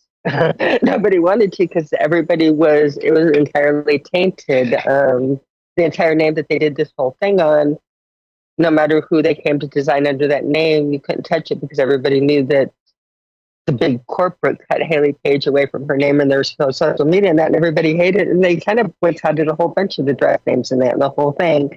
And so they did. They finally relented and they gave her back her social media, and she can now have her name back. And they came up with they settled for about $250,000, but this was the $250,000 was money that was already, or that was owed to her that wasn't paid or whatever for different things. So it wasn't like she was out of pocket. It was things that were past things settled on. But it was interesting because they won. Corporate did win. Yeah, they took the young person, had him sign away their name, and they proved they could do it in court. Yeah, we really can. But where did it get them? Where will this get Disney? And again, are they just, is this a power play saying that, by the way, we can do anything we want to you? Or again, for 50,000, the amount of PR they're getting over this, what are they thinking? So that's just the interesting, again, some of the morals and, ethics in there and how it's playing out. But the Haley Probably Page thing, just again, trying to finished last set the week, but this one's coming precedent out. of this whole thing, I would guess, Cami, trying to set On the a precedent. 50,000 You're fucked because you signed terms and you pressed I agree or whatever the fuck. That's what they're doing. They Yeah, don't but care you would about the think money. that they would do it on a $300 million case or something that was, Yeah, but everything's owned by these giant conglomerate so the corporates want to make it now. So that you don't mess with them, or they don't care about the money. They care about setting, precedent in their examples. I think we're going to start seeing more and more and more of that stuff. So was her name originally Haley Page? Yeah, whatever. She was. That's her actual name. Yeah. It reminds me of. I think Haley was her middle name. I think it was her middle name, but she grew up as Haley Page. Everybody called her that, and she wasn't even allowed to use any rendition of what I think her original first name was. But no, that was her name that she grew up with, and that was her whole identity. Yeah. And she has them last week got it back. So if you patent your name, like the one that you have in all caps, you patent that, and then if you ever get called before a judge, that's your name right there being used, and then you can just get the whole thing thrown out. Have you guys seen that yet? I've heard. You didn't give anybody rights to use that, so they're using it, and you better, end that. I don't know if it works or not. I don't think so. Interesting loophole. If you know the judge real well, you might just get something like that pulled off. Well, tell them what they've been doing, Cami. Some of these judges that you've been telling me about. Well, couldn't you? Some of the. I'm just real quick. You couldn't ever take a corporation to court. Like you couldn't sue Bayer.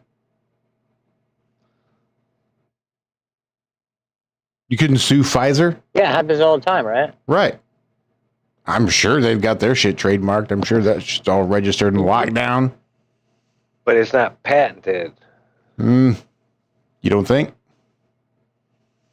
Maybe they're inventions and whatnot. Okay. The name? I've never heard of someone patenting a name. Can you do that? Trademark. I think, yeah, you can get a trademark. Trademark, right? I don't think you can patent the name, but I think there are ways. Yeah, I don't think it was a patent. It was a trademark that they had on the name, and you register it, and you get again copyrights. And I don't know all the different levels, but depending on what you're doing, it's like taboo conspiracy style legalese right there. And I don't think it exactly. works. I don't think it works because I'm pretty sure Bayer's got their name trademarked and registered, and the government could sue the shit out of them if they wanted. They wouldn't, but they would. I see what you're saying, yeah. So what Zack is talking about and some of the judges and that, and there's a couple of them on there now, and it'll be interesting to see how some of these resolve. And I think these are a direct thing of the audit, and people watching and people being aware. But you have cases, you have one going on in California. You got one on each coast going on right now. One of it is a person that in California, a person that showed up for her dad's sentencing, and her dad was going to go to jail, but I guess it wasn't for a long time. So it's not like he was locked up forever. And at his sentencing, he made a comment to the judge that he wanted to be there for his daughter and be a good example, not for her going to it. And that she was like coming, of age, and didn't want to be gone for long, and this is like right before for the sentencing, right, where you put the things on there. The judge decided in their wisdom to take the daughter and handcuff the daughter, take her out of the crowd, handcuff her, and scare her and say, this is the life that you'll be in and out of, or that, and do the 4-minute talk of the criminal thing. Now, the girl didn't do anything. She just showed up for her dad's sentencing. But she was basically assaulted. She was locked up in handcuffs and put on the stand and questioned and everything on this, and basically tried to scare her straight. But she didn't do anything. In other words, she was convicted of no crime. She was just there. And that one where it's at the lawsuit is the judge has been censored for 3 years that he can't hear criminal suits and he can't hear any type of parole going to any of the people involved in this case, or relatives or things like that. He has to recuse himself from the case. And so there was punishment and censure and everything, and it made it through, and that just made it through. But people's question is that's on the civil level that the mother filed against it. Why isn't there a criminal? Why were they allowed to take a minor and put hands on a 13-year-old? And he called her a little hottie, or said that he implied something about her being a little hottie and needing to stay out of trouble. It's like, the questions from people is like, why is there no criminal? Because again, the lawyers watching the law thing say he has as much right as you or me to go and put your hands on this child, and that legally. So the lawyers are watching these things and they're discussing these cases, and it's from their point that there are no charges, no criminal charges on it, but you get enough lawyers talking nationwide and get enough hits on it. So that one was resolving there, and at the same time on the East Coast, a case came where what was that one? She was on a field trip and she fell asleep on a field trip. A 13-year-old fell asleep, and the judge found it the behavior disrespectful and put her in handcuffs and threatened her if she fell asleep again that he was going to lock her up,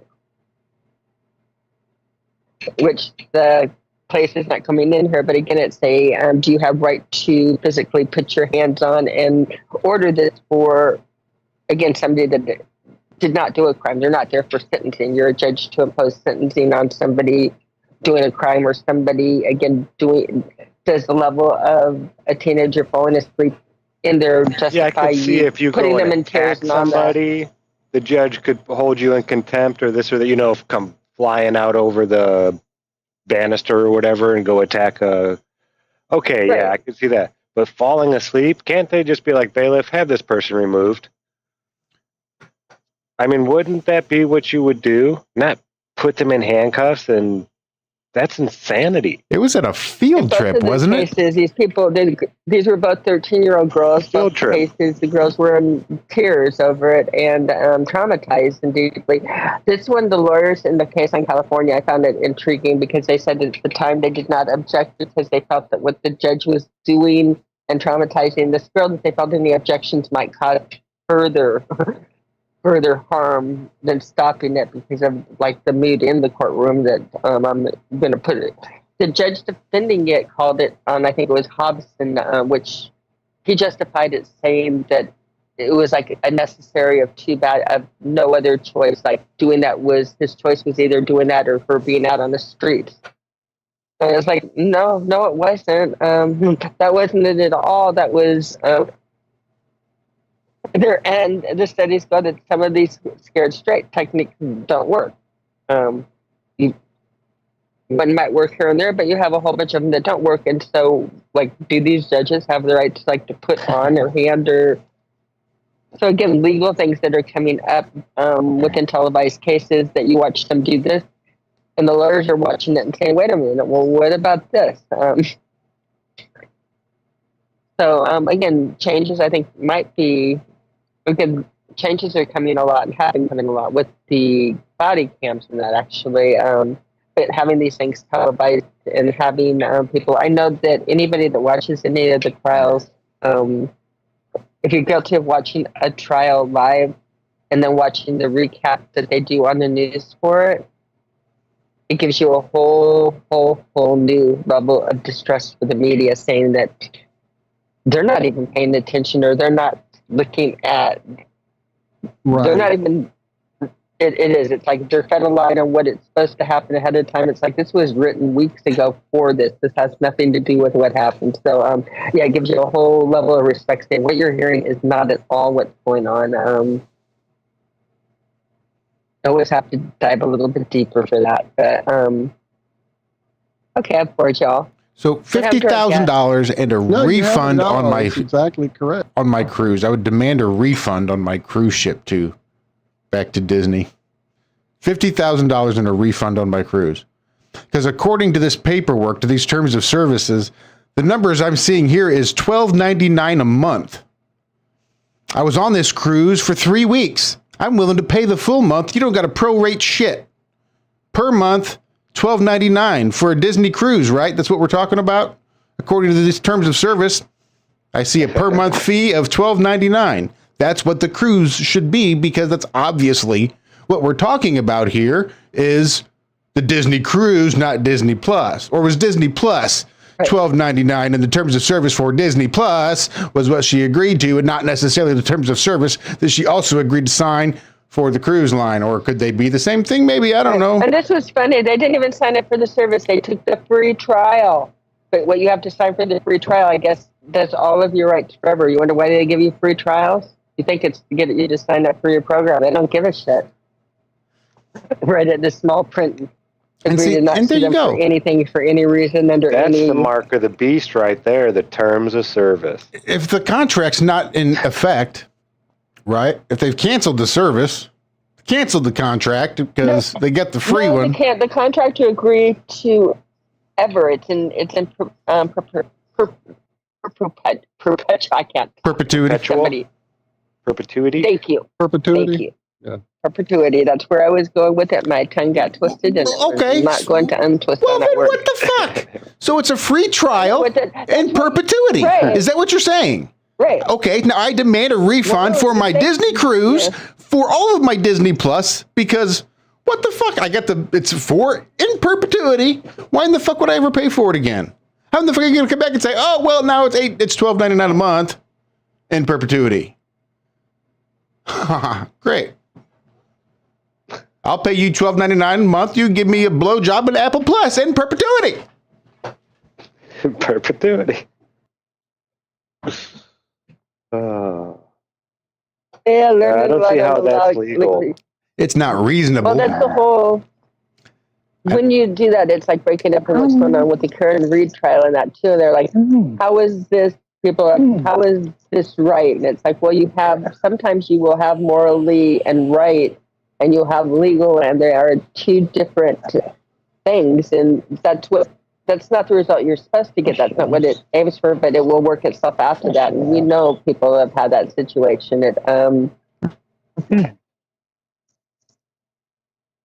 It's wrong. I mean, anytime you go about it, it's wrong. That's a good girl. Are you with the kitty? Are you being a traitor? Are you next door? No, I'm looking at the screen. Oh! I thought you were next door with the cat. I'm not looking at the screen. I'm sorry. And it's like, geez, you puppy traitor. Or maybe we don't have any rights whatsoever, and we're just brainwashed into thinking we do. Because we make more. It's a lot easier to control your slaves if they think they're free. So maybe we don't really have rights at all. We're just subjects to the higher power. We have rights up to this line, right? And then don't cross that line, because then your rights don't apply over there. That's a different country. Well, we'll let you think you have rights. Totally different. We'll even teach you that you have rights. But the fact is you don't have any at all whatsoever.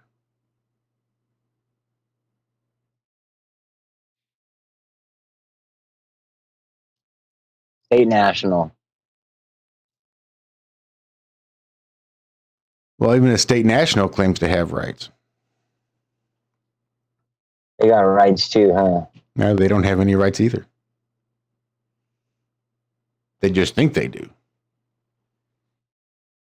Like, Finch, I hope you're not still on the West Coast time, putting you to sleep this early. Putting them to sleep with the judge's talk. I'm sorry, I'm just hoping he's a little bit further east, so it's not such a. It's almost bedtime here. It's almost 9:00 bedtime for the elderly. don't get me wrong, state nationals can have their pronouns, right? It's cool. I mean, and their rights. They can have all the shit that they can claim, whatever. It's cool. Who am I to judge? Yeah, when the FBI. But they don't have any, really. Like, they've got one pronoun, really, and no rights, really. But they're entitled to pretend like they have whatever the fuck they want. It's cool. But at the end of the day, no. I don't think they're hoarding things called rights. I don't think they've got a room full of rights that they're armed and protecting. It's nothing physical they can grab a hold of or trade with or do anything with. It's all a concept in their mind, just like their pronouns. There's your societal contract. We just agree to do it. You don't have rights. What rights do you think you have? Can you name a single right you think you have? We have a right to remain silent. When you're under arrest. That's one.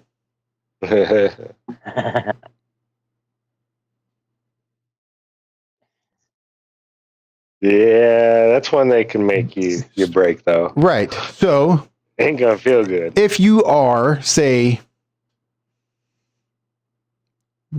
lost your wallet and you're under arrest, how are they going to know who they've arrested? Without catching another charge of failure to identify, if you've got the right to remain silent, how can you now identify and be silent at the same time? Because if you don't identify, you will be charged with failure to identify, but you don't have your wallet. What if I start fake signing? Just be like, oh. That would be really good. If you could learn, I'd be real curious. Sign long enough, Zack, it becomes your signature. That's my. Well, literally, it would be the nature of your sign. No, So- it really would. Right. If you just took your ASL, well, for us here in America anyway, it'd be ASL, but just signed your name. I wonder if that would qualify as identifying, but your name and date of birth via American Sign Language. You know what? I'm sure it would, but I'm sure they've also got an interpreter. I'm sure somebody on that police force is qualified to interpret ASL. Yeah. And they will qualify that as a reasonable detention to hold you there to wait whilst they bring that person and probably a drug dog to the scene. What if I sign in a different language, though? So we have trouble even communicating. Like, she's asked me what's my name, but I guess it's international, though, isn't it? Sign language? No, that's the A in No. ASL. Yeah. Oh, shit. So I'm a Norwegian sign languager. So fuck off. A, or however they do, whatever they say up there. I think you crossed the continent or two with that. How about the inalienable rights? Life, liberty, and the pursuit of happiness. Think you got those? You think nature grants you the right to life? The fact that you exist, do you think that means you get to continue to exist just because you do? You have the right Nature to life. is trying to kill you from the second you were born. That is not the right to life. It's called entropy. That's the opposite. That's the right to die. It's just a matter of when. Yeah. How long can you keep these chemical reactions going, baby? That's the whole name of the game. Keep the chemical reactions going, because once they stop, entropy takes place and everything stops. And then gets cycled into something else. It's wild. Yeah, when I learned that, I never really,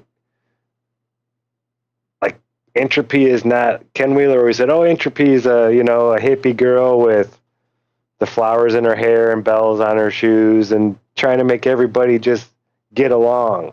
No.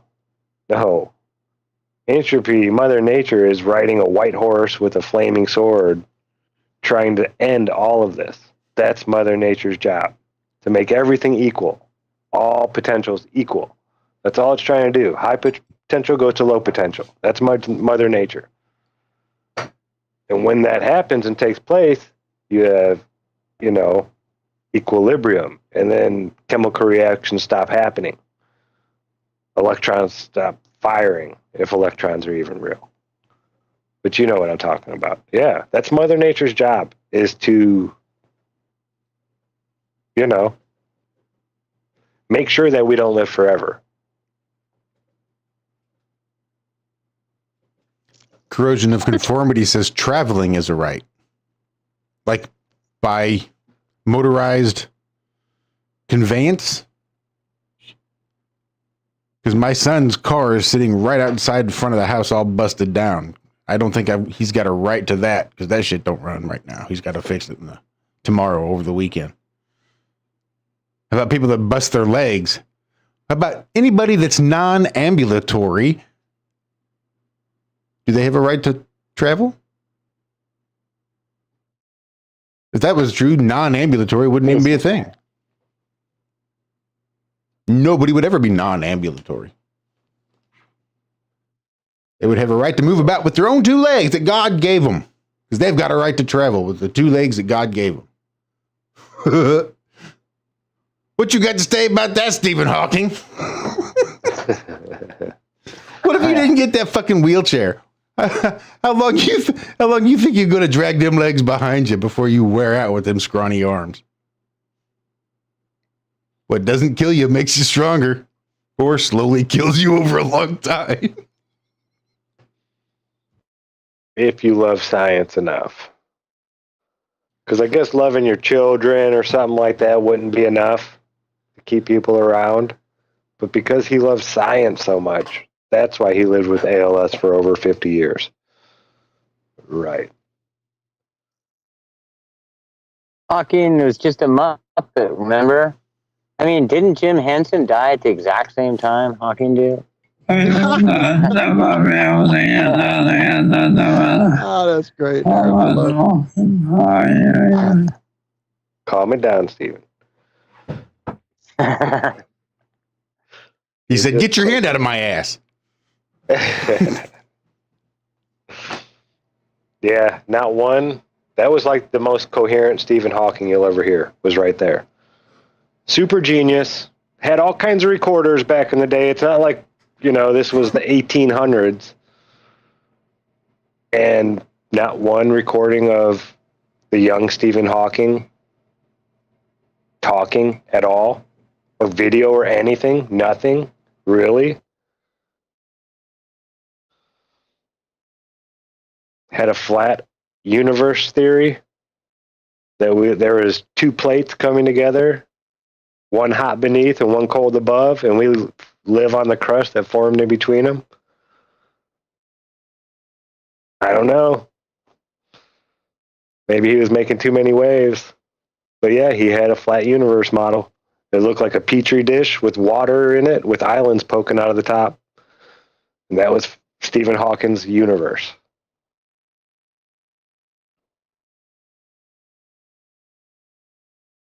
Before I remember seeing the saddle universe one. The universe is a saddle. Remember I remember that one too, Darrell. I've seen so many different shapes for their universe, though. There's about 15 of them out there. There's one guy, I used to know his name back in the Twitter days. But he's he's lettered. He's got all the alphabet after his name, and he's making the waves in all of physics or astronomy or whatever about the fact that there's all these fucking models that are as equally viable as the Big Bang Theory or the saddle, any of those. And yet, we're all locked into one that has so many mistakes, we have to make up dark matter to make it work. So, yeah, it's a whole thing. How many flat earthers out there do you think would believe that once upon a time there was division as to whether or not the Earth was actually convex. That's what's going to be next. It's going to be convex and rising. Catching Regular air. guy Stevens coming back around again.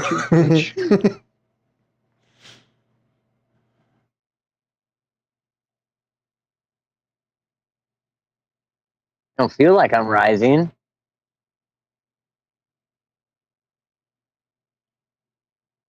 You wouldn't think.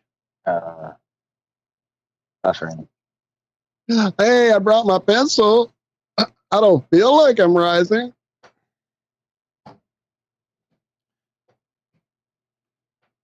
Is that a pencil in your pocket?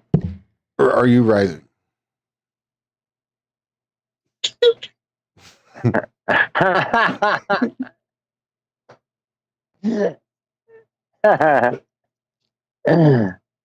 That's funny.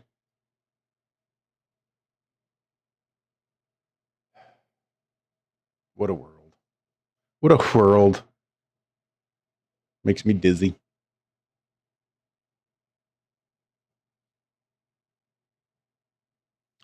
Flat earthers believe all kinds of silly things.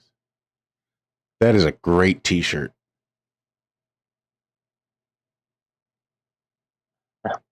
Karen gets 10%.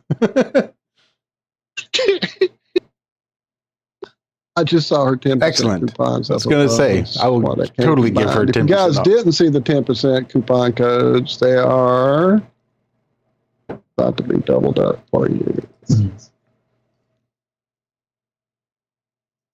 Thanks, Okay, send Bob. them again. Yep, my favorite.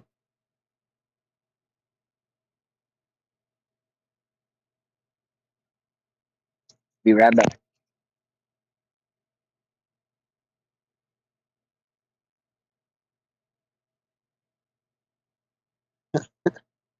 And a big Yeah, well, shout out. exposing Ma's tricks, the question about dark matter, or is it all a cosmic joke? I mean, you know, we've got what? Dark water, dark oxygen, dark. Fuck. Pick it. They put dark in front of it. It's like fucking nano was for a while, or quantum, or whatever. Stick that in front of a word, and it's a whole new science, right? That's right. Shout out Shari. I heart dark chocolate. Your old safe word. No, I heart dark chocolate. But I know it's there. Right? I can see it. I eats it. Nom nom nom nom. I eats a dark chocolate. Yeah, but you see, dark chocolate is what they had to create to make up for that fucking atrocity they call white chocolate. You mean almond bark? Fucking cream in the bar doesn't make it chocolate. It's fucking cream. Get over yourself. Right. It's room temperature, shelf life stable cream. Mmm. Yummy. I wonder if Sherry hates white chocolate with the passion I feel for it. Come on, Sherry. White chocolate. One or two. One or two. I don't know what I'm doing. That's how you play the chat game, right? One or two. All right, anybody. If you like dark chocolate, put a 1 or a 2 into chat. There it is. You know how to do it. You're a webmaster. Right. And if you like milk chocolate, then you put a 1 or a 2 into chat. We'll get this sorted out. Dark light. Oh, there's a song. Hold up.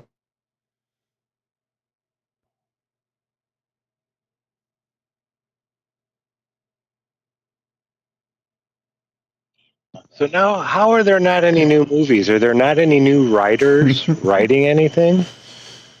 Like books-wise? Look, All the AI is busy making fake fucking trailers for movies that will never exist. They can't be worried about. that's got some bag appeal right there, Darrell. That's gorgeous. Oh, wait. I'm hearing stuff I need to come back and look at. Purdy. Stanky, right? Super Purdy fresh. Stanky. Burpee. So are those manual Sure, or are those machine trimmed? Is that trim job done by manual here, except for the little tiny ones. Yeah, little seasoned I D's. wish my phone worked in there. We got probably like 8 trimmers in there now. No, 6 trimmers. Probably 6 Oh shit. people. They're people. I call them trimmers. Yeah, they're real They are actual triple people. looper, they are Listening. people. Got to remind yourself every morning. All right, Darrell. Schnozberries taste like schnozberries. And trimmers are people too. That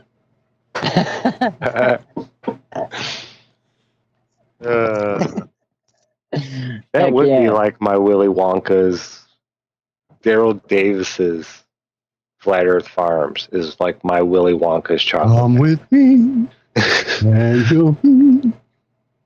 We're getting remember those chocolates I brought to Vegas?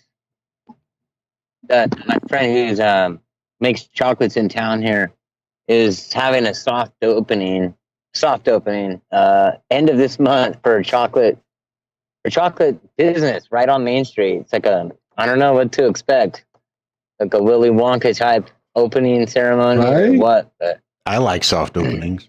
That dude threw a coin down the well about 25 years ago, and you'll find it, Darrell. And I don't know how she's no, gonna nobody make else. any money selling chocolate bars though. Like that's a tough one. Yeah. Now, does your friend actually call themselves there a was a place chocolatier? here in Lafayette. Oops, sorry, Josh. Go. You go ahead. That was far more interesting than anything I had to say. There was a place in Lafayette about 45 minutes away, which was called Indulge. And they started out as a chocolatier that did the most insane, shaped, flavored, bizarre, crazy, awesome chocolates. And from there, it built into like it became the go-to. Let's all sit down and have a sweet something. They had malts, they had cake, they even had malts with cake in it. Like you could get wedding cake put in a fucking shake, and it was like really good. So yeah, they chocolate is like people's. Where you at, Sherry? Back me up here. That's crack for people, man. Chocolate's good stuff. I wish them all the best in their endeavor, for damn sure. Have you ever heard of snake venom beer? It's a beer from Scotland. That is 67% alcohol. 67.5. Wait, I don't want to insult. What happened? Yes, they call that a beer. It's called snake that's venom. That's fucking like you're It's getting stronger close than to Jim like Beam. clear, right? Everclear territory. Yeah, you're 30 off. Serious fermentation going on there. Well, yeah, brother. I saw a guy drinking it today, and it says only to drink 35 milliliters at a time. A sip, per and day. that's what I was wondering. Like, sit it down, sip and go. You better have a tight little. I can't remember what they're called. The little can. Stop it. From smoke peated malt. And it's brewed If you to 60% we alcohol. used to have a challenge if you could drink a 6-pack of Sierra Nevada Bigfoot barley wine. Like it's thick. It's too potent. Can't even drink a 6-pack. So it's frozen several times after the fermentation process, and the ice crystals are removed. This concentrates the alcohol, the flavor, and the body as the water is removed each time. Remember people snorting alcohol? What was that like at the beginning of the thing that happened a few years ago? I remember that. Yeah, they had. Remember that? They turn it into a vapor ice drink. Yeah, that too, the gastropub experience. But I also remember the, like, I don't know who, like the rich wives, weren't they doing enemas with wine and whatnot chugging. at one point? That was a big thing. But yeah. Well, that's how I feed a lot of my plants. Like even when I grow indoors, it's what you call butt chugging. Sherry, are you writing this down? You bottom feeding it. So rather than dumping it at the top by the base of the plant. Butt chugging bottom feeder, my new password. You water the soil and let it soak up from the bottom. That's how I like the water. A little bit of butt chugging.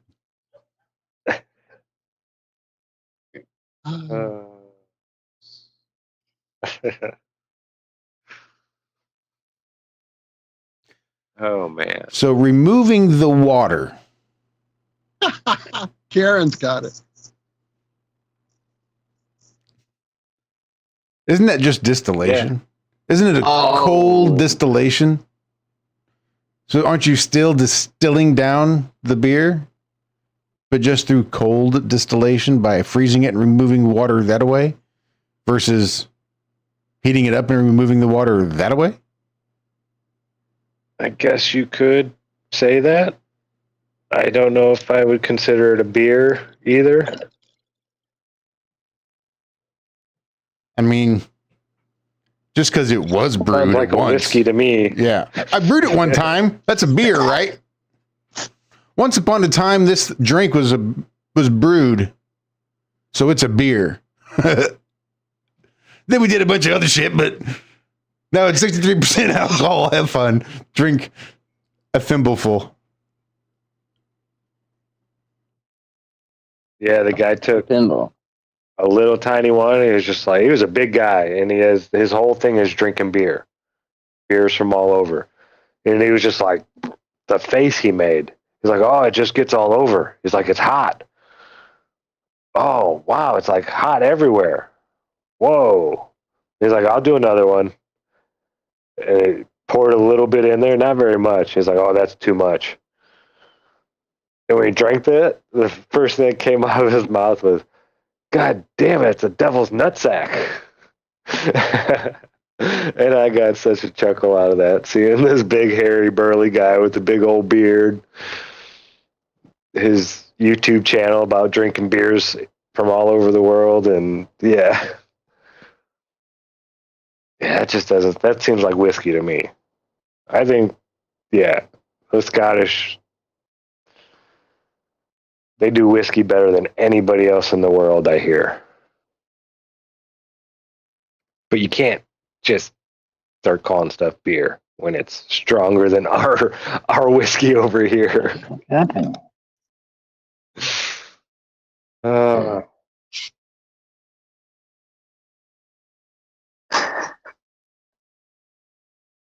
Oh man. No, I can't drink anymore.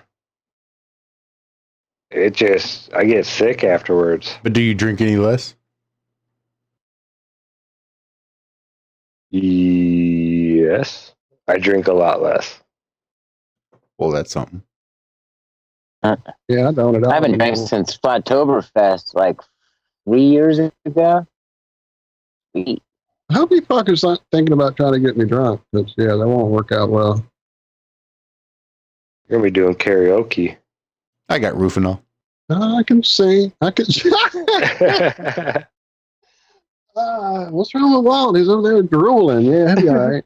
He'll be all right. That's how I like Put him it. on stage, point him in a mic. He'll be fine. They're just wrestling, Jaron.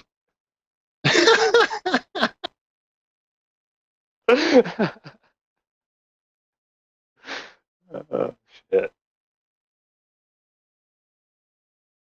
Oh, man. So how's the winter looking for you, Darrell? Nuka-Cola in chat. What's up, Nuka? Sorry, what's up with the weather? I'm sorry. Pretty mellow.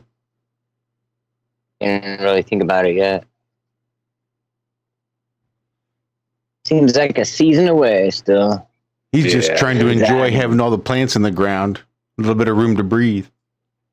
Don't even want to be thinking that. Yeah, far. what about you? What are you doing this winter? Anything? Now we got the Flattoberfest coming up. I need to thinking about getting a job, like a good paying job around here. Dude, I couldn't kill somebody for one of those. Like, there's so many people that have moved into this area. The market is just flooded with people right now.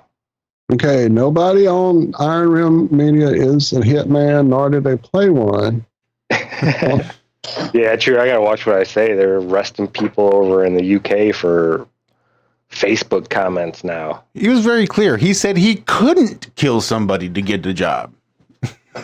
Yeah. Even if he tried, even if he took out like 5 or 6, he still wouldn't be able to. Wouldn't do him a lick of good anyway. I'm thinking of getting like the grocery store or something like that. Just something.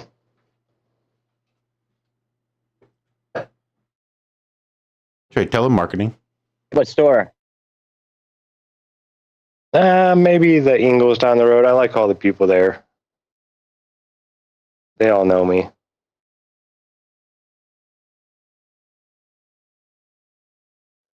Yeah, I mean, I'm doing the books and stuff like that and whatnot, but Wait, hold up. I went away from it when Darrell was talking about the wine 6-pack you can't deal with. I was going to bring it up, but then we got off of it. But then I see in chat someone as old as fuck as me. What's up, Singe, man? Yes, Mickey's Big Mouth. That was our challenge in high school, was to get those. Weren't they in a weirdness? Weren't they in 4-packs or some shit? They didn't come in 6-pack, did they? It's been too long. wasn't a Mickey like a small one? Mickey was no, Mickey's were big. That was the whole thing. It was a bigger Wide one. mouth. It was wide mouth, and it had a little more alcohol. I'm going to look it up. I'm going to go see. I think it had 4-pack. Yeah, I had oldie. Fuck yeah. You need like the oldie 64-ounce fucking bottle. It wasn't even the thinking 40-ounce. That the was my 4-pack Sunday. was Grolsch, I think. Ugh, gross. Was that the 4-pack? You Right, might be right, the man. I know cap, there was something that we would Special cap that stayed challenge on each it. other with it. These are You fat could use bottles. those caps All those bottles as you just said, the a green stone bottles. too. If you pull that wire out of that little top, that made a badass little stone to blow shotguns through. We used to call those help Nicky some. 6-packs grenades. Let's get a 6-pack of grenades. Yeah, little grenades. Yeah, you're They're right. like, That's them. That's them. That's them. And it was 6-packs. Yeah, you're right. It's the Groves that were the spores. I don't know why I was thinking of the Red Stripe bottle.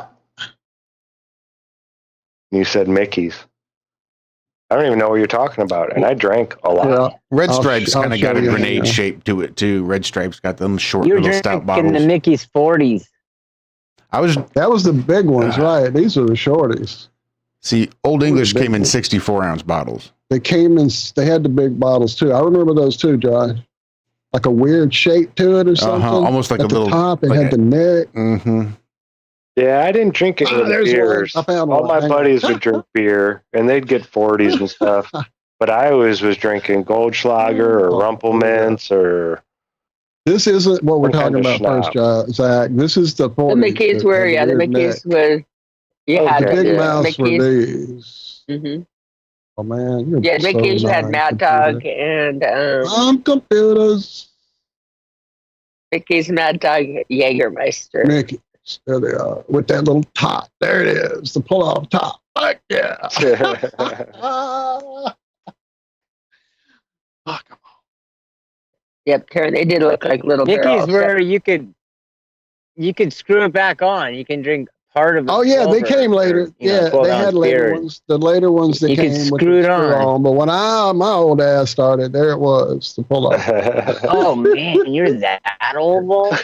Dude, come on, dude. You know I'm older than dirt. 8 days. 8 days older than dirt. Karen, I never thought to mix Old E with orange juice. And that was like my morning beer too. Yeah, no, I never thought of that. And then I like a good The only red way eye. I went was savory with beer mixing, like with B8 or Mhm. yeah. I never went sweet. Never thought about it. Yeah, I call those a red eye. Beer and tomato juice or vegetable juice. Some people like I mean, I guess later in life when they Clamato. started coming out with those apple ales and all that shit, I got into those for a minute at the end of my karaoke times. We really liked those tasty little suck it down really hot. I mean, when it's hot, suck it down fast and suddenly you're going, hey, I can sing anything.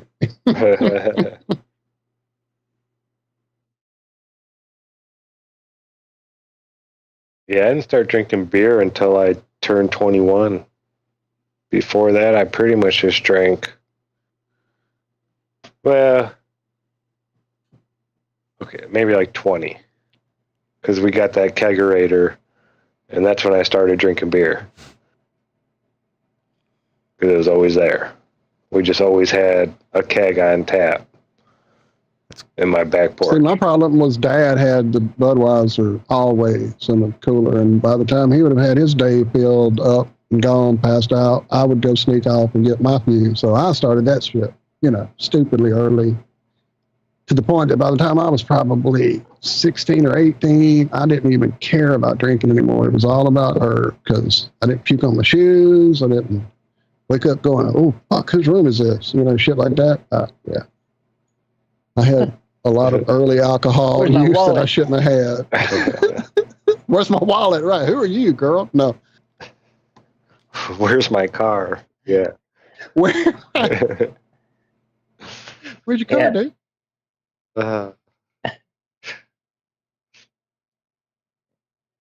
And then the keg, once that started, like his buddies that we would go like on jobs with, oh Lord, here comes all the secrets. We go on jobs, and he had a fifth wheel camper. And I'm like 15, probably 14, I don't know, too young. And the guy's name is Buzz. Come on, man. His name is Buzz. We're at his house, That's parked in big. the yard. The cooler was set up inside a refrigerator. The keg was in a refrigerator with the spout on the outside. And as soon as they would be gone to bed, me and his son, He's hungry. what's his son's name? Hungry girl. We'd be throwing down. Lord. Yeah, good old day.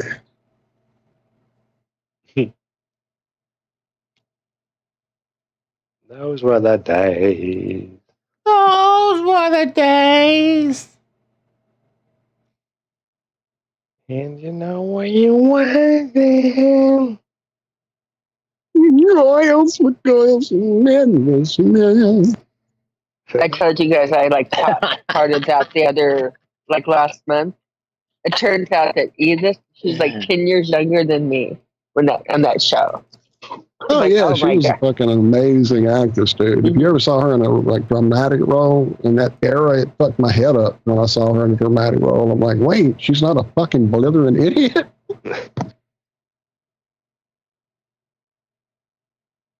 Yeah. Oh, eat it. Oh, eat it.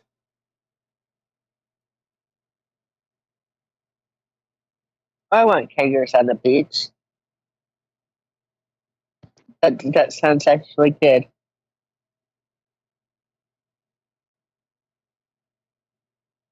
We did a lot of pony kegs on the beach. It was too far to walk from the parking lot down to the beach and carry the keg. It's like, yeah.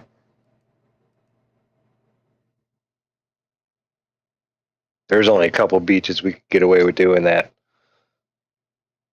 It was like you had to walk like quarter mile down this thing to get there. It was weird how they had it all set up. I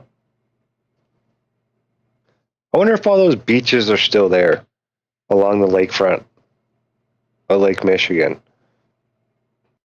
Seems like they've been.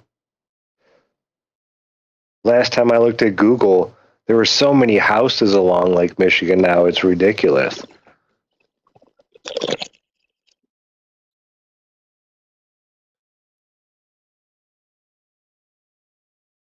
The dunes That, my brother.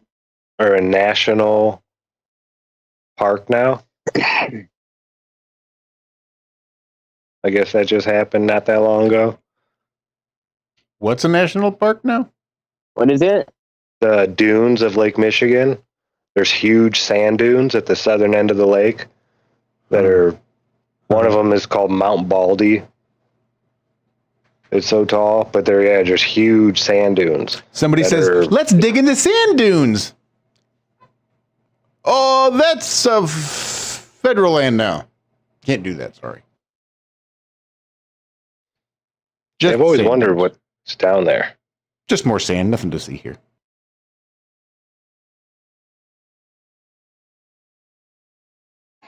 Where I grew up, we had our own little beach. You can, well, I mean, the only way to get to it was to go through our town, and it was Centerville Beach. We had plenty of keggers out there. Or wait, was it Centralville? No, it was Centerville Beach for sure. I live right next to a Centerville. Pretty sure I've heard this argument somewhere before. Yeah, it's right by Cape Mendocino. Centerville Beach is pretty close to Petrolia, which is like the furthest west on continent. Not that it matters. Didn't Brian Stavely have a thing once upon a time about his hometown being Centerville or Centralville? Something like that. Mm-hmm. Neighborhood.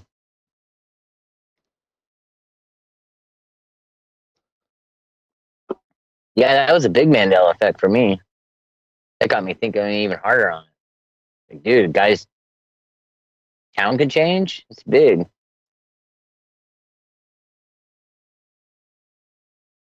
Yeah, that one's still. It just. I can't reconcile it within the laws of physics, so I just put it up there as one of those supernatural type things that, like, how it's happening or why it's happening.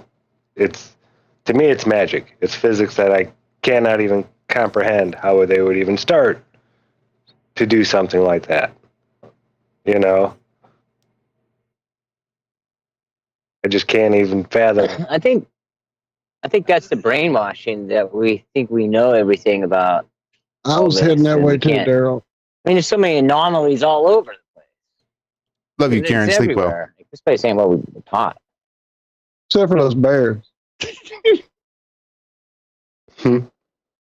Everything pre-internet I can't explain. Even though I say that, though, I mean, if they truly wanted to test things like how brainwashed is this society that we've tried to create, that we want fully brainwashed by the TV and the fucking media and all that, let's test it. Let's change this name and see who knows if it's a big thing or not. And they did. And a few people did, a few people didn't. It really didn't become a thing until the internet. Like, when I saw it, I assumed it was something to do with anti-Semitism. They changed their fucking names. I know what it was growing up. I was an avid reader. There's no fucking doubt. But that same period of time while I was in college is when I saw that chartreuse had turned green. And that was definitely a reddish purple color, according to the dictionary I looked it up in from the fucking song Convoy. And then same time, fucking Mandela died. So, I mean, all those things happened pre-internet for me. It was only after the internet that chick came up with the term Mandela effect that it became what we're all wrestling with. So, I don't know. I think it's still a mind fuckery more than anything else that they're trying to do. What's a mind fuckery, all right? I think the mind fuckery is like Charles Schultz or Sally Fields. Do they know? Like, how far? That's what I want to know. Like, do they notice it themselves, or how does that work? That's the mind fuckery end of it for me. Yeah, how deep does the rabbit hole go? You know, does Sinbad remember being in that movie? Does he not remember being in that movie? Either way, mind fuckery. See, I remember him being in a movie where he was the genie. Me too. I wouldn't have watched and didn't watch anyone with Shaq as a movie, as a genie. Wouldn't do it. Sinbad, maybe, because he was more of a character. He wasn't just this deadpan, dead-faced non-actor. Yep. At no point would I even thought about going, oh, fuck, Shaq movie and he's a genie? Where's it playing? Can I get there? Is it already sold out? No. Like, I can remember even vague flashes of, like, the kid, like, didn't you go in the bottle with Sinbad? There's, like, I vaguely remember parts of it. It was really weird.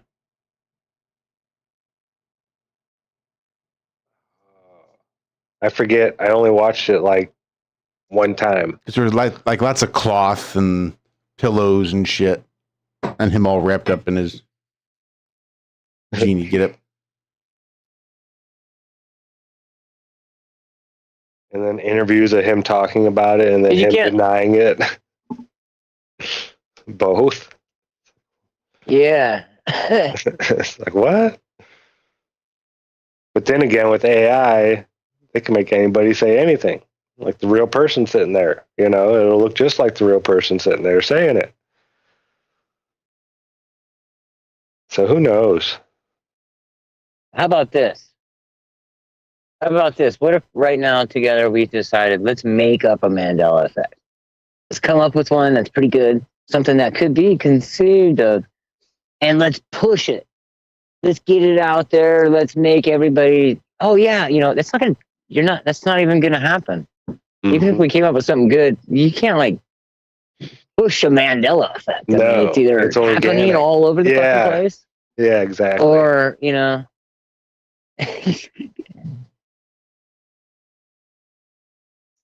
I do know that they do change movies, though, for sure. yeah. Because in Jaws, they had chemtrails in the original Jaws movie. Oh. They were showing on the ones they're showing now, the Well, so is that digitally them changing remastered. it? They're adding chemtrails to it. Digitally chemtrailed. I tried to That's start crazy. a Mandela effect This once. movie's now I have to shake a slight broom here because being an avid watcher of Mr. Science Theater, I have come across a lot of old movies. And dude, you're talking like that would be an inception of an inception of an inception for them to, because it's Mr. Science, let's take and put this shit into this old fucking black and white movie. And I mean, I've seen quote unquote chemtrails in a fucking William Shatner movie about giant spiders from '72. I've seen chemtrails in a fucking teenager beach movie about fucking teenagers from space, and they're like in their mid-30s when they get here, even though they're supposed to be teenagers, and there's chemtrails. So I don't, They they've are been changing the weather remastering. since what, the 50s, so at least they've been doing the fucking chemtrailing way before we knew it was a thing. But they also I add think them anyway. in post, like add them in a digital remastered version of a movie. Like, Right, and they'll do that to the fucking kid movies and all that shit too. That makes no sense. I'm just saying, it's been on film for a long time. We just didn't know that's what they were until everybody got aware of it. That's my thing on it.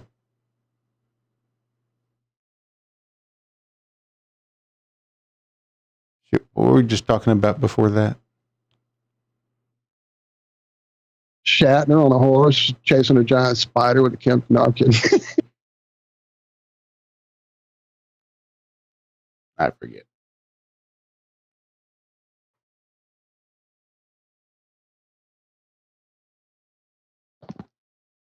Sorry, I stepped away for a sec. I gotta go take care of this kitty. We got the Canada Fest coming up here again. Oh, Last year we had a table there. It was pretty sweet. This year they got O'Teal heading up the music venue part of it. O'Teal is the bass player, and he just played like 30 nights in the Dome or in the Sphere with the Grateful Dead. So same guy. He's leading it up for the main stage like Saturday night. But I'm not gonna do it. It was fun last year. Had Hugh and Singe. We tabled it up. We're pushing the flat Earth. It was super dope. I'm not gonna take the time this season. That's right, Nemo. Nemo reminded me. what year was he doing his Grateful Dead thing? They just got done. Your buddy. They did a Like Vegas. this last they year, played dude. Vegas for 30 days. Stanley Jordan was the fucking guitar player during this last little Grateful Dead thing. I'm pretty sure is what I read. I saw it on the video that went by. I could be wrong, but I know something, and maybe John Mayer is Look up actually getting involved in them and shit too. Let me go find out. Hang on. Yeah, I think I'm not a huge Dead fan, but my buddy who works No, I'm not either. I'm a huge Stanley Get the Jordan fan. gossip. Do you know him at all? A guitarist? Anybody? Stanley Jordan? No. So he's a guy from like the Punch 80s. in He's been around a O'Teal. while. O-T-I-E-L. O-T-I-E.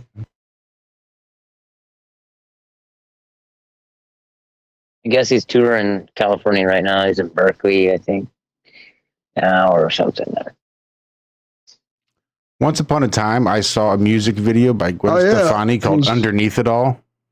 I've seen this dude playing around on like YouTube videos. I didn't know that's who you were talking about. Yeah, he's a bad boy. He's a bad boy. I decided I was going to try to convince everybody that Gavin Rossdale was a homosexual. That was my Mandela effect that I tried to create back in the 90s.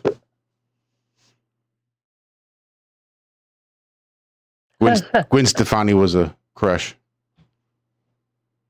So I figured if I could just get that rumor started that her husband Gavin was really gay, that she'd at least be single, I'd get one step closer.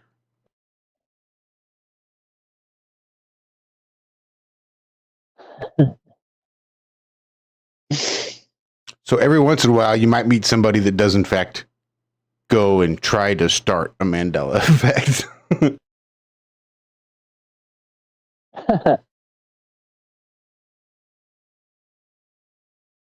Did it work? Well, I mean, they eventually divorced. Now she's with somebody who I'm pretty sure is gay.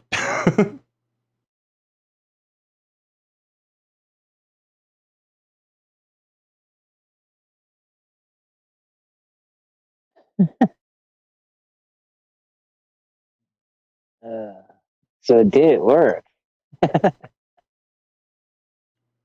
Well, she's no longer with Gavin Rossdale. But she married Blake Shelton, so there you go. Take that for what it's worth. Yep.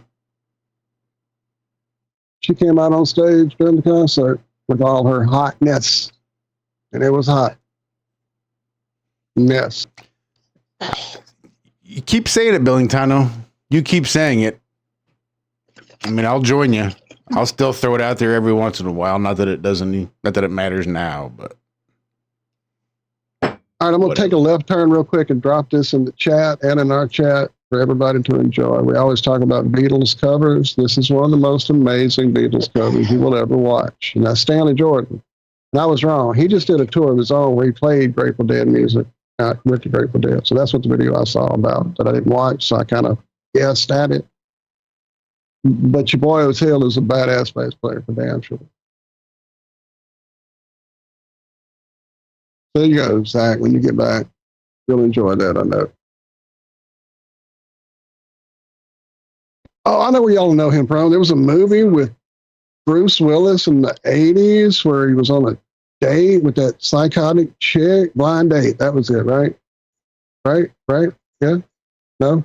No, that wasn't Blind Date. Blind Date was something else, I think. Okay, what was the movie he was in where he took a crazy Kim Basinger movie out? Hold on, maybe that... I think that's it. I think it is Blind Date. And on one of the crazy parts of the date, he took her to a studio to watch a guy play guitar, and that's who it was. It was Stanley Jordan. And that's actually, like, I already knew who he was, and so that, to see him play that, I'd never seen him. I'd almost seen pictures of him doing the technique, and I knew that's what he was doing from reading about him in guitar magazines. That's actually the first time I saw him doing it, and I was just like, oh, there's no fucking way. How the fuck can you do that? Yeah, you were right on it. Kim and Bruce and John Larroquette. Yeah. The little movie, little interlude at the music studio with that guy. It's fucking amazing. That's probably on YouTube as well. Sorry, I'm a guitar geek. I can't help it.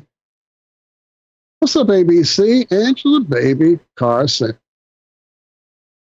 Arriving exactly. Hey, Angela. Angela needs another round of applause. She's another one who is out there standing firm despite the division. Still being willing to ask questions that some people aren't willing to ask and find answers that some people don't reach. Doesn't fucking matter.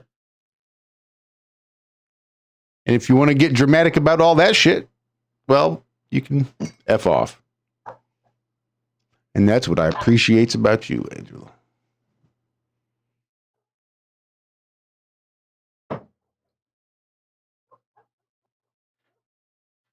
Hi, Angela. Loving your garden. Follow Angela on Facebook and really enjoy all the stuff she does. I'm falling asleep. I'm so tired tonight.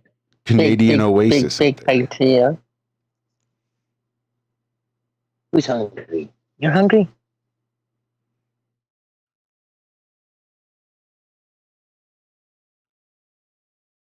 Hey, Angela, did you see my dog? Come here, girl. He's hungry. I gotta go feed her. What's her name, by the way? Hi, baby. Cam, isn't it? Isn't her name She Cam? came with the name. Yeah, she came with the name Cambria. No, something Cambria. Coheed. And it's the name of a local band that opened for Primus here not too long ago. The dog is 7 years old, so the band's been around for at least that long. We just call it Cam I guess, most of the time. That's awesome. My daughter will probably rename got her. a nice story, right? Where is Coheed and Cambria just from? pretend you named her after me and say no. But no, beautiful dog. We might keep her name like that too. Just for you. I did tell my daughter if we got a dog, I get to pick the breed, but she could name it. And then Well, that is, yeah. Well, we didn't get puppies. We didn't get puppies. I went to my friend's house and they're homing this dog. They're like, we have a dog. I was like, no. They're like, well, do you want to meet the dog? I was like, yeah, sure, bring dog out. And I was like, what? This is the exact breed I want and everything. Her demeanor was like perfect. She came sat next to me. And then I threw my back like out. beautiful, yeah. I couldn't like do anything about it. And they were calling me like, do you really want this dog or not? You know? And I was like, I can't move. And then, but I got her and I was hanging out with her a lot here. And then finally one day about last week, I started running. And she got all crazy excited, started running with me because she's like, oh, fuck, you can run? Like, oh my God, this whole time. It's hilarious. So, because she's got a lot of energy. That's so awesome. She's not. She's gonna keep me on my toes. And yeah, I waited a long time to get another dog. I waited like 2 years. No animals, no chickens either. My chickens got eaten, and I just chilled for a couple of years to get it together. I understand completely. All falls into I've place. only had cats over this last couple of 2-3 years after many years of getting over traumatizing things with animals, losing them and car, hitting them and just, lots of stuff. And it was hard. Me hitting one of them, I mean, it just got to a point where the pain was just, I had to get over that before I could let my heart open up. And man, I'm so glad I have, because these fucking cats, dude, they are my life, without a doubt. Yeah, Coheed and Cambria. Okay, I never seen her written. Right on. Who's that? Billy Tano? Who said that? Oh yeah, what up? Coheed and Cambria. I have to listen to the music. I don't even know it. Well, I don't know if that's the right one. Dude, it's quite a ride. Because Coheed and Cambria says here we're out of Nyack, New York. So I don't. Okay, so they're not local. I thought they were like from another country myself. So there you go. I wonder if maybe one of maybe the lead singer was from California. I don't know. Seems like if they started in New York, that it had all been at least relatively local.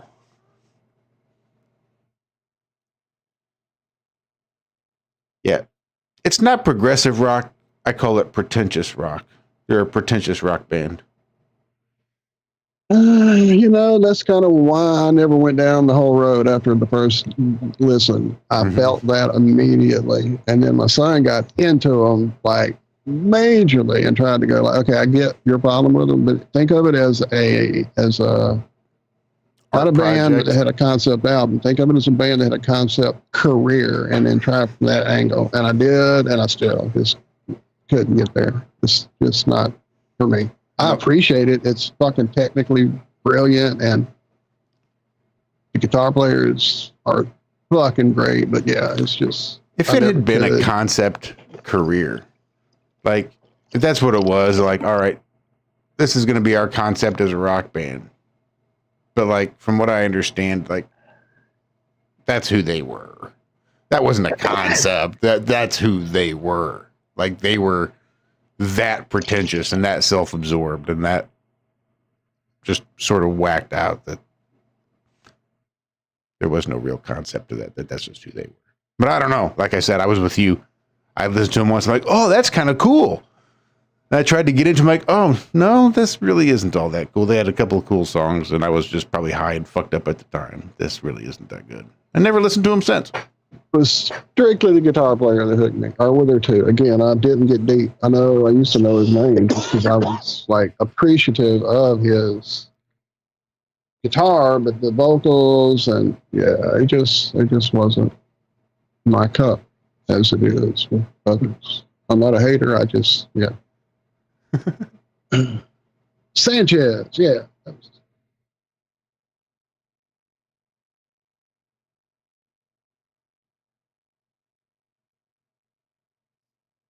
Of course, my son's also going to see Prof live here in the next, I think, month or so. So he's definitely got a wide variety of taste.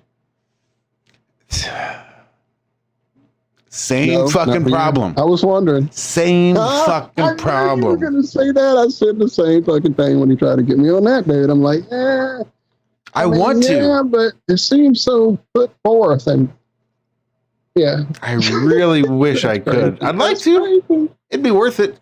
I did. That's what I said. Yeah, he's got some great lyrics, but I don't like his flow. I don't like his delivery. I don't like his whole persona. There you go. So glad it's not just me. Nope. And again, he's got a couple songs that I can dig and kind of like, but even then, I just have a hard time getting over it. Let me hear. I was like, yeah, that's cool. And then I got into a couple videos. And oh, that's Prof Skip. Just not.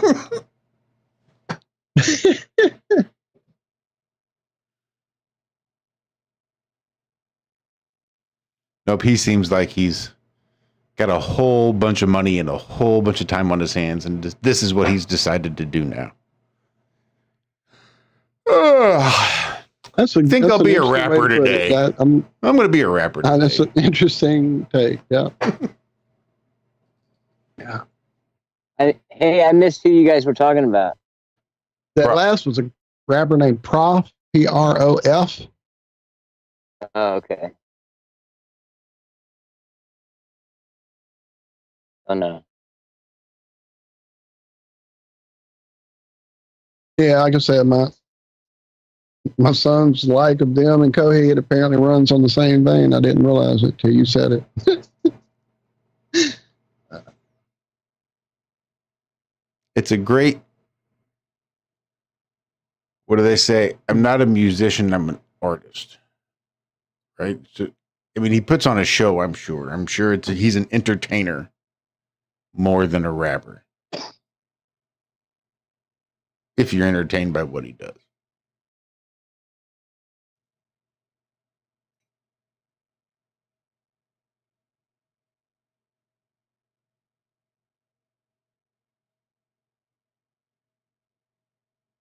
Don't think I'm aware of Rodrigo and Gabriela, who were really big at the same time as Coheed and Cambria. Mexican flamenco style. Interesting. Yeah, I just got into a weird Mexican metal-y thing called Austin TV. Is that what it's called? Let me go find it. Hang on.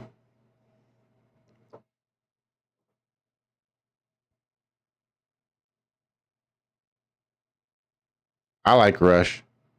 I got tickets to go see the Marley Brothers coming up here. I think it's in Concord. That'll be good. Yeah, this is interestingly bizarre shit here. Hang on.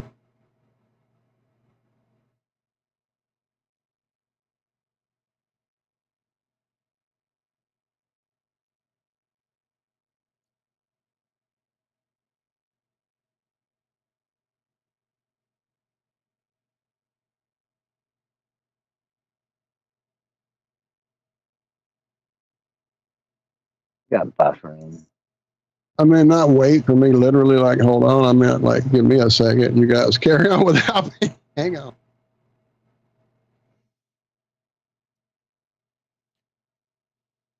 And see, I like Hopsin as a rapper too. I probably like Hopsin as a rapper more than I like a lot of his raps.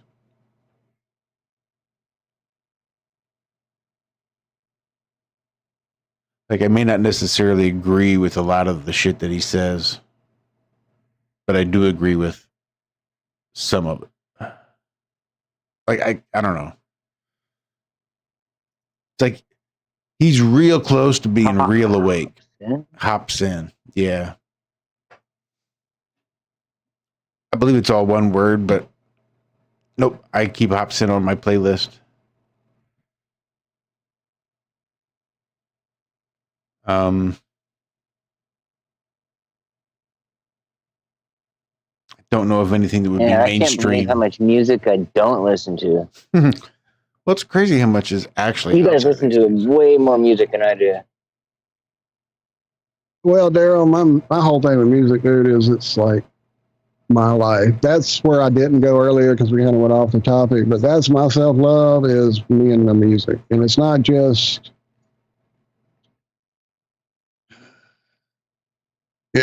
like throwing on whatever. I mean, I can't even get into the different types of music I listen to, dude, from Sulfagio by our good friend Alex to this stuff I just sent to you guys, that Austin TV. They take me to an interesting place, and they're really weird. I don't know yet what they're about. I've only just found them like maybe a week and a half or two ago, and I've seen about 3 videos. So where did you find them? I'll watch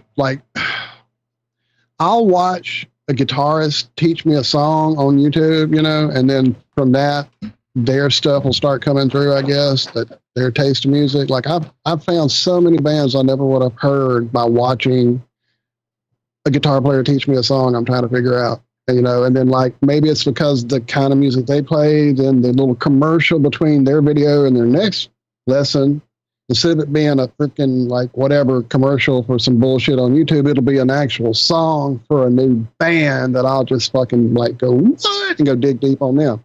That's actually how I found that Austin TV thing. It came up as a video between guitar lesson videos. And I'm like, okay. And I sat and listened to it because it started off with really interesting music and it just kept building. And it was this animated video. So I loved the animation. And then when I went and saw who they really were, it was like, okay, so what are we doing here? So I haven't really dug deep enough yet, but definitely like music is, to me, music is where I came from. I'm a frequency there. And how I got here is through a frequency up there in that somatic star in a jar that's mine, that they always try to fuck with and block. And, that star that you came here through, to me, is how you came as an energy being into a three-dimensional being. You coalesced through that, and you're here, and it's all about frequency and music, and that's why they fuck with us with music, and that's why you have to dig through the bullshit of music to find the stuff that touches your soul the right way and not taints it. And then again, when I pick up my guitar, that's a whole different level. Then it's the self-love of me knowing the discipline it's taken for me to get to this place and the achievement of getting to a song I never would have thought I could play 3 months ago, let alone 3 years ago. So it's, I mean, in the beginning was the word. That's a frequency. That's, I don't know. It's all about music and frequency. So that's why I'm always throwing new crazy shit at everybody. And same thing, listening to like in the morning, sitting here with Josh and Zack and whoever throws an interesting request through our chat, man. I found a bunch of new stuff. So dig it. Bill and Tana, I just thought you need to go check out that Austin TV. I think you'll dig them the most. It's up there. A couple of links above. Bill and Tana has an awesome pedal board set up. Hopefully we'll get to jam together if he brings enough guitars.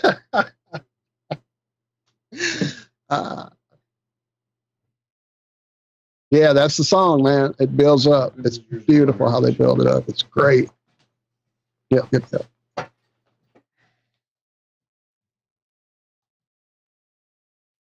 And I've been on like all kind of different rides with music, with like growing up in the church. So there's music, and it's like, okay, some people over here are just reading words in a book as it's being told to do that in that pew, and I'm next to them at like, 1 or 2 years old. But this other person over here, they're singing it from their soul, and I feel that. And that is what got me first. My mom played the piano. My uncles would harmonize. It was a whole thing. And so in the car, in the house, with the piano at the house, it was all about us bringing our voices together from our soul, not just reading lyrics out of a book that meant just absolutely nothing to you. So that's, I guess, the start of it being a touch my soul thing. And a song, it has to do that. It may not have to give me the full truth bumps, but I got to think they're about to pop up at any second. It's got to be really good to hit me in the right place.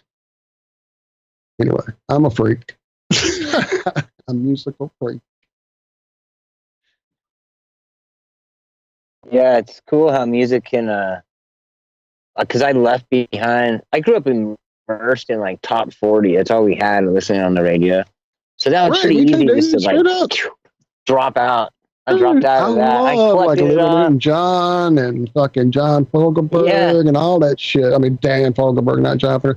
John Ford Cole. I mean, dude, I grew up on that top 40. In fact, there's a fucking special on one of the streaming services. It's called something about yacht rock or something. And it's kind of a jokey thing, but it really gets into how amazing the fucking music we grew up with on the fucking radio was in the 70s, dude. It was fucking amazing. Some of the arrangements that Chicago had as pop songs were fucking like, what?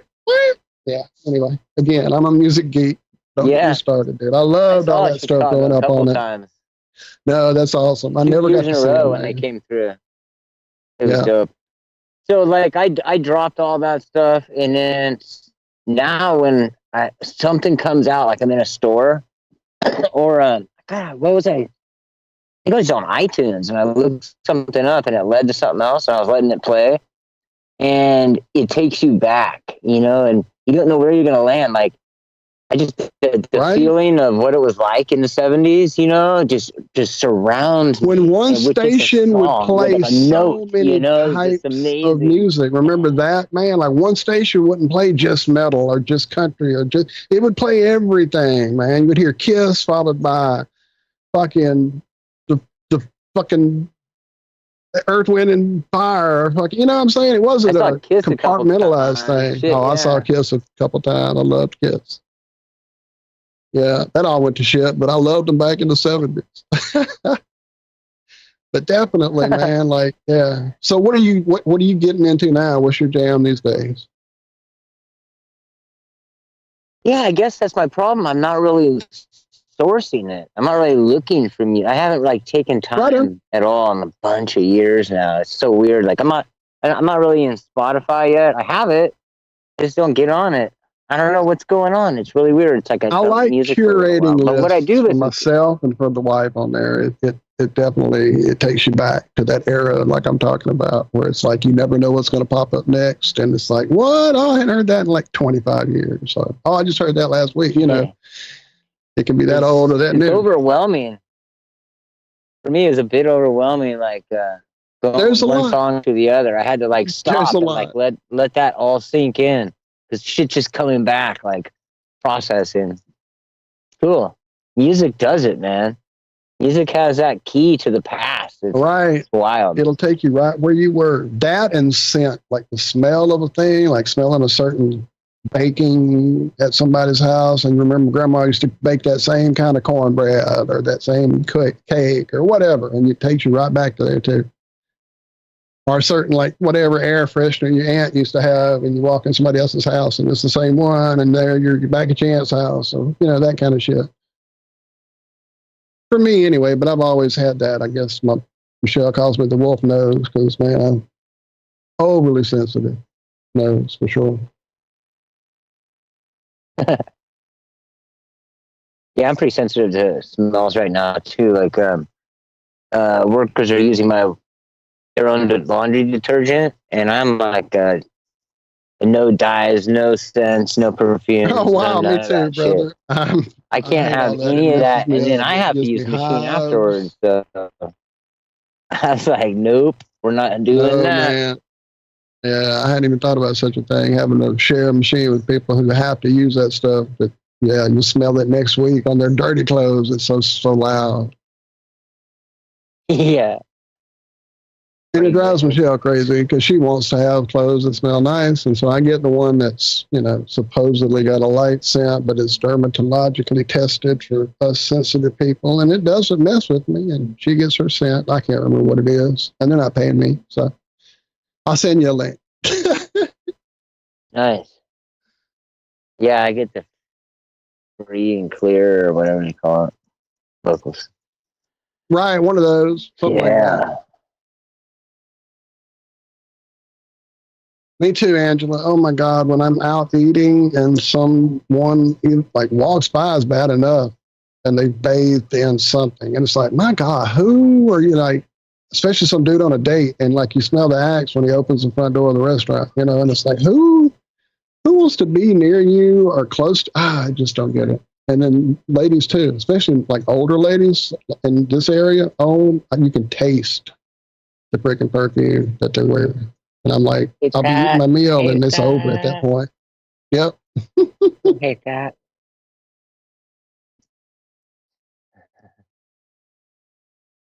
That's as bad as somebody firing up a cigarette to me in a restaurant back in the day. Because, man, at that point, yeah, my meal's over. What's up? It's crazy you still got that much sunlight, dude. And I'm sitting here in, like, darkness. Yeah, it's pitch black here. It's been for a while. Mm-hmm. It really just got dark here about 20, 30 minutes ago, though. So. Thinking of it's got to be a ball, right? What was that, Cami? I'm sorry. So thinking about the American Top 40, I was looking at music and boy, my voice is going in and out, and I'm ready to fall asleep. This is again the dentist day, and I think the stuff is wearing off. But talking about songs that were number one in your heart, watching a special on that, ones that did not make it very high on the American Top 40. One of those songs was Freebird. Care to guess how far it made it up the charts on American Top 40? I wouldn't even know. 30? It peaked at number, I think, 1918 or 19 in 1975. Oh, that's better than I would have thought. Yeah. But again, one of those that through the test of time turned out to be a number one in our heart, much more so than I think number one the week that it peaked was the Carpenters. So I think I was looking at it when it peaked. It had like the Carpenters and Neil Sedaka, and then them. So it totally looked. The top 40s were very, very mixed up looking. That if you're watching the videos of Karen Carpenter and then Neil Sedaka at his little piano and then Freebird, it's like okay.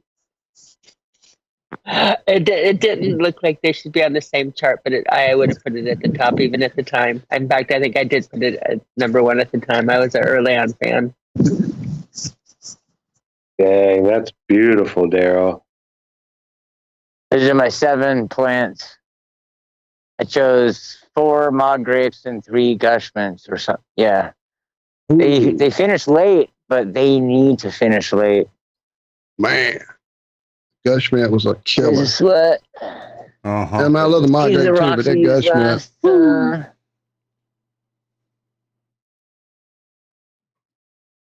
But you are blurry. It does make things difficult. Yeah, that background blur is on. How do I get that shit off? Help him out. You're the phone person, Zach. How does he get that off on there? Let me see. I'm going to hit the 3 buttons down low. Wait, it should be next to the camera. I'm going to sneak in and say goodnight to everybody while you're working it out. All right, lady. We love you. Thank you. I love you guys. Love you too, Cami. Yeah, it's going to be about that time, isn't it? Cami! Boy! Here, I'll come in to say goodbye. Here. You have yourself a great weekend, Cam. Sleep well. I will. It's like a sleepy. All right. Hello and goodbye, everybody. Bye, Cami. Bye, lady. Love you. I don't know why my camera hadn't been on. I guess he got on it and I never did look back.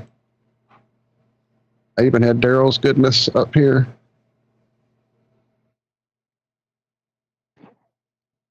Oh, okay. When you hit the three buttons, it's the very top one. It'll say enable background blur. Very top one. Yeah, like when you hit the three little buttons.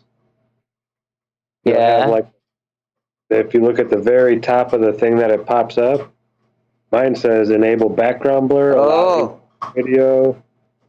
Yeah, way up there. I have to scroll down and hold it. Shit, it's not letting me. I know Skype is so weird. I wonder if Telegram does okay with their video calls.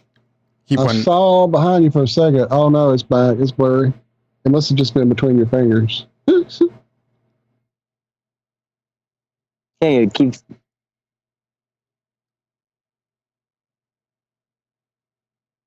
Did it change? Can't get it to change. I keep trying to hit the button. It's horrible for not registering. Yeah, it's like I have to do two hands. I have to hold down and then push with the other hand, but it's not. Is it a swipe? No, it's not registering.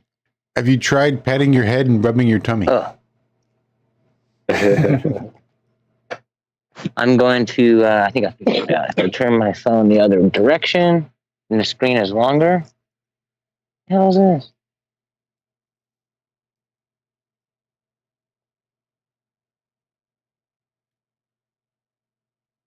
Are you Android or iPhone? Did it? Okay, that's what it was. No, I'm iPhone. That's why I can't help you. Oh, wait. You may have done it. Yes, I see beautifulness. Oh, man. That's much better. That's a gushment, and there's a gushment. These are pretty big plants, actually. I mean, they're not huge, but they're big for me. For being as late as I was. But we got all new boxes. See the boxes? Boxes are pretty dope. I'm just going to turn around. We did these ones. We left the bark on. That's awesome. This shit grows up, you know, like this. But this plant looks pretty good under here. Wow. Doing good. Digging them. And, well, there's one. This is ridiculous. There's support at all. There's no real staking. There's no cage inside. There's not any trellising on top, but I have to put trellising on top. Some people take it around. I don't know if I'm going to do that yet. But I also have cages over there that I might put on. And there's no drip. I've been hand watering this whole time because I just put these boxes together this year and not completely dialed. Yeah, I took like a month off. It was crazy. That is looking good, man. Mm-hmm. Looking good. Thank you. What kind of yield do you get out of one of those plants, you reckon? What kind of what? Yield? Oh, yeah. So these ones, so like this one's pretty big. The gushment is a little bit bigger than that mod grape. And then that's gushment, the back, the rear gushment. I'm thinking 2 to 4 pounds. That's probably what I would have guessed. These are definitely 2-pound plants. Yeah, 3 was what I was just guessing by the looks.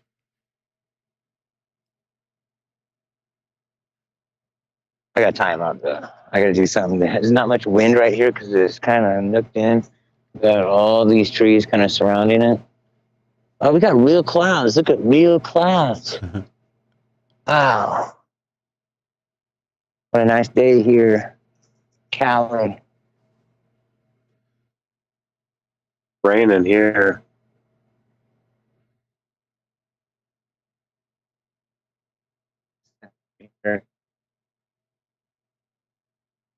Far away. You'll see it.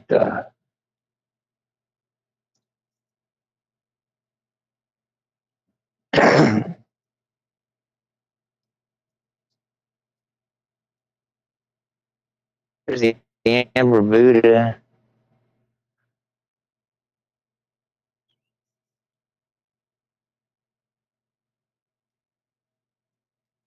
Buffering, huh? Yeah, a little bit. Oh, yeah, a little, but not terrible. Yeah, still light here. Yeah, man, it's beautiful. I definitely am going to make that part of my got to do it list is to come out there and hang out and just feel some of that amazing energy. I can feel it through the fucking TV, man, you know? Yeah. Darrell, can you speak a little bit? Yeah, come out in the wintertime even. Can you speak a little bit onto the idea of Big Medicine? Wasn't it the name of your gathering this past weekend? Yeah. I've been involved in some medicine gatherings for sure. Big medicine gathering. Yeah, well, you seen we do a lot of sweat lodge here. My buddy who works here last year, two brothers, one of them just went on a vision quest this last week or 2 weeks ago. And he came out, and we sweat him out here.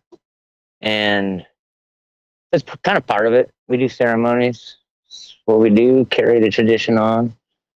So, but we also got the river coming through. And just hanging out by the river is super good medicine.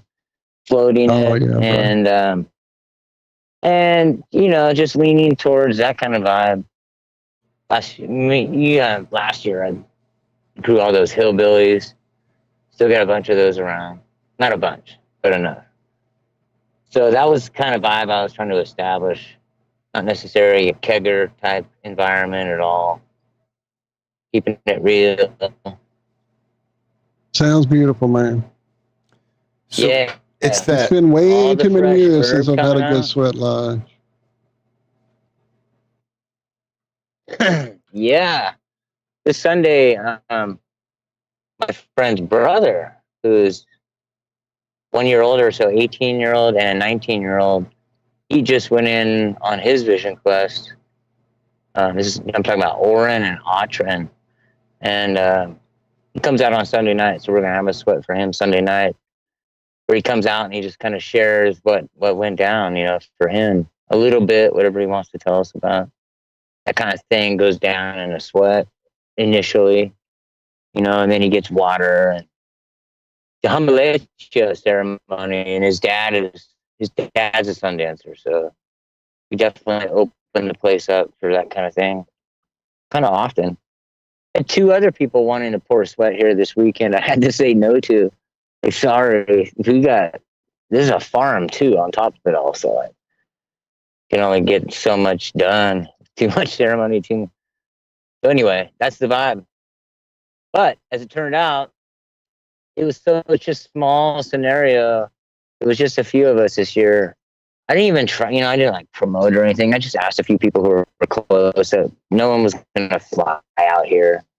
I hope my back thing was kind of botched, but there's always next year.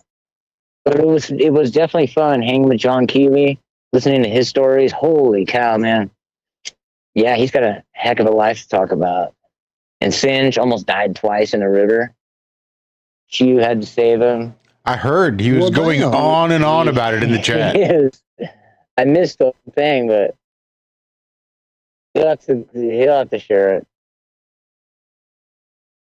Anyway, yeah, but man, it's been cool checking in with. I haven't been very active in chats or anything because of the season.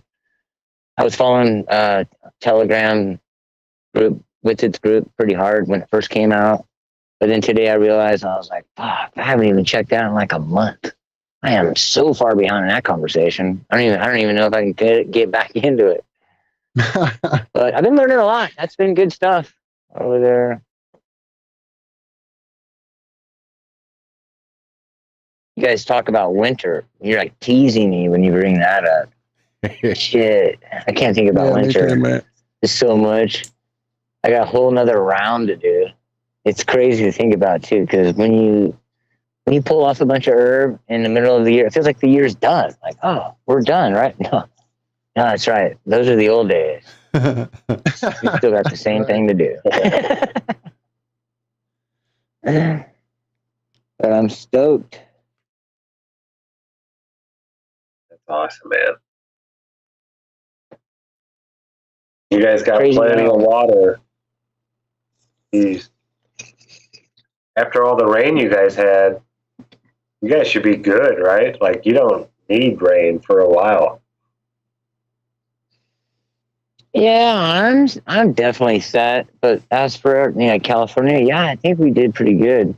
The lakes are pretty full, reservoirs. So really, Southern California is stoked because we've got enough water for them also. It comes down to All goes they down get to the water mountain. their lawns.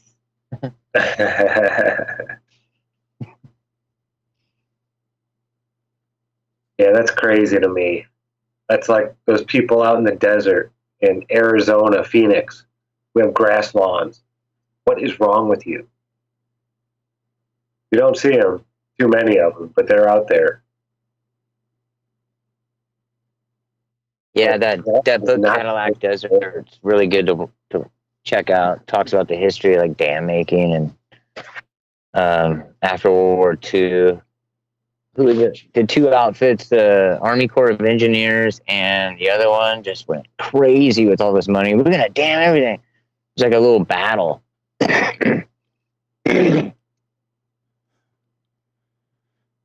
Yeah, they've gone around and done a whole lot all over the country. The Army Corps of Engineers. They totally changed a county in Indiana. It was one big giant lake with a bunch of little islands in it. And they turned it all into farmland, and now it's a little 2-mile lake. A bunch of creeks. They straightened out the Kankakee River that runs through Indiana and into Illinois. It's straight as an arrow up into the Illinois border. They hooked up blue to the yoke and started pulling. Yep. Dredging ditches. They just recently took out a bunch of dams up here on the Klamath River. Undam the Klamath has been a big thing. And it's going back to restoring it is what's happening. They're taking it. Once you undam a section, remember what was there? It was a big lake behind it. So they got to like create the channel how they want it, and then just redo it all. It's a lot of work, man. But they're doing it here. The Indians are totally stoked. They worked hard on it. And the Klamath River is what this river behind me pours into. It goes for a long time, and then about halfway to the coast, it dumps into the Klamath, and the Klamath River just swells up, which is really cool because they do jet boat rides and stuff up the end of it from the coast. If you ever get out here, it's kind of fun to do. See everything from the river, from like an otter's perspective or something. Yeah, I had no ideas that rivers changed so drastically, like the height of them and stuff like that. It never occurred to me that, oh yeah, they can, stop the water flow for a while, turn it down, turn it back up. I was camping along the Colorado River for a couple weeks, and sometimes it'd be like, I would leave my buddy's campground because it would smell, because the water would lower where he was, to where there was like just that smell of the bottom of the river. Decomp. Yeah.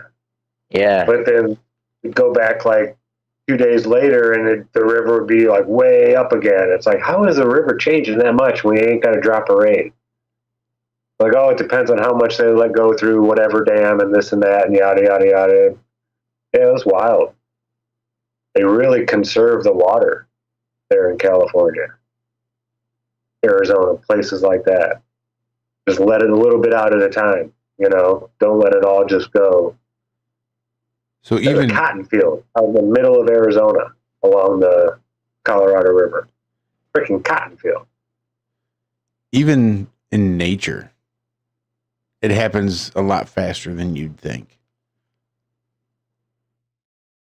Like my dad's mom, for as long as I've been alive, and for most of my dad's life even, she's lived atop a bluff that sits on top of the Gasconade River.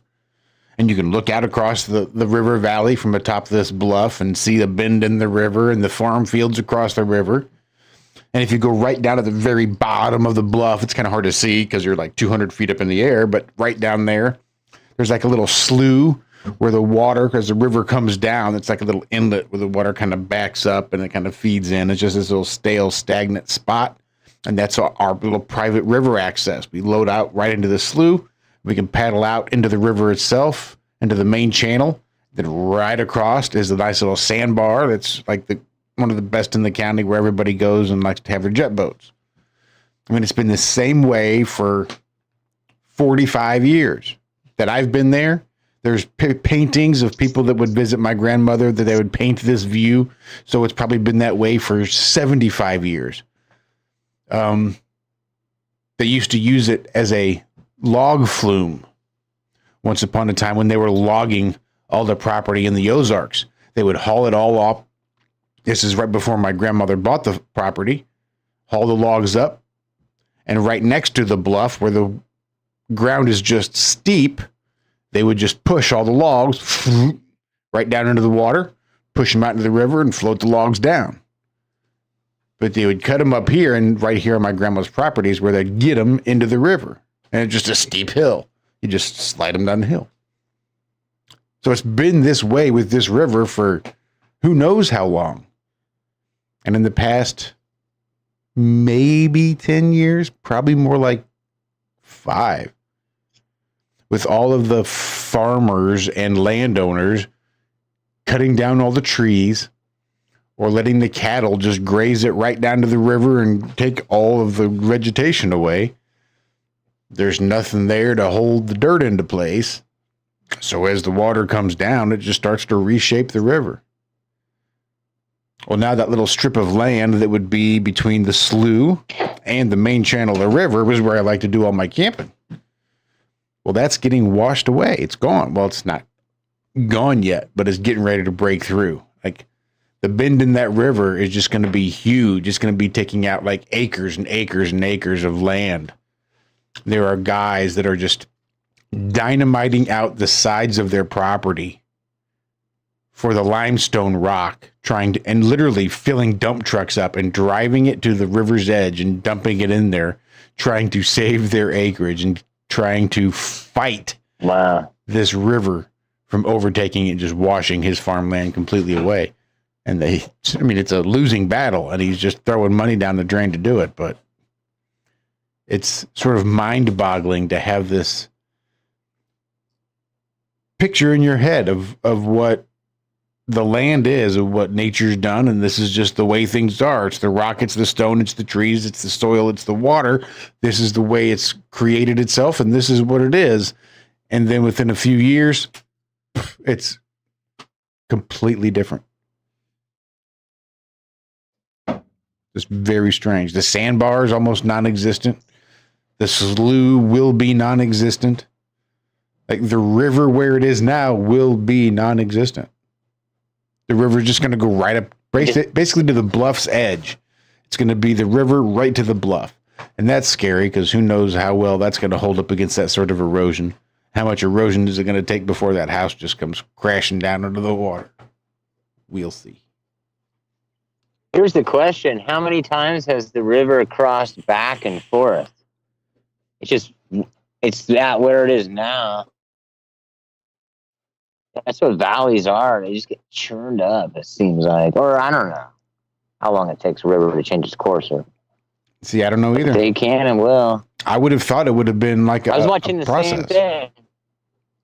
It's taken out where I'm living, over where I grew up right by Ferndale. There's a bridge called Fern Bridge. It's the only cement bridge. This one's, I think it's 1911 it was built. All the other bridges of its time all wiped out, earthquake or floods. And same thing was happening. The river just eating it away. And it was like, you drive across the bridge, you look up and you're like, well, fuck, how many days left until this really undercuts the bridge on this end of it?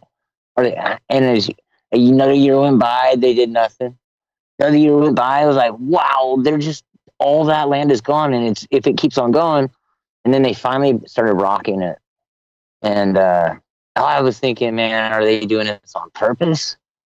Because you can't really build another bridge along there. That's why that one's still there.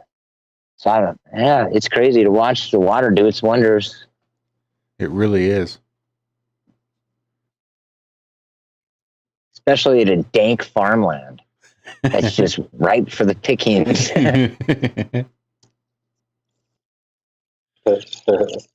What's up, Austin? I see you there in chat. Hope you're enjoying your break. Chillaxing a bit.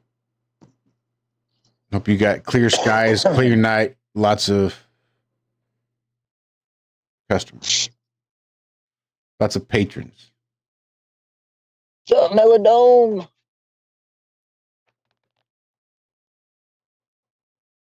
Hello. I got low battery. I could go out anytime, just so you know. All right. Well, if you do, we'll just end it there. And hell, we might as well end it here. I was just sort of waiting for Walter to come back. I know he disappeared for a sec. But we don't want you to have to go dead. We want you to still be able to have a phone at some point. Such a pretty girl. Yeah, you have fun with her, man. She'll keep you busy. She'll keep you young. Yeah, my daughter loves her. Whoa. I bet. Those so much energy. It's crazy.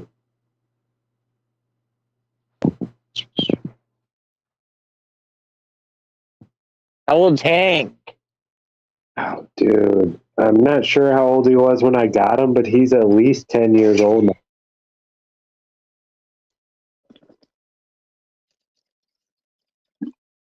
He's looking pretty good.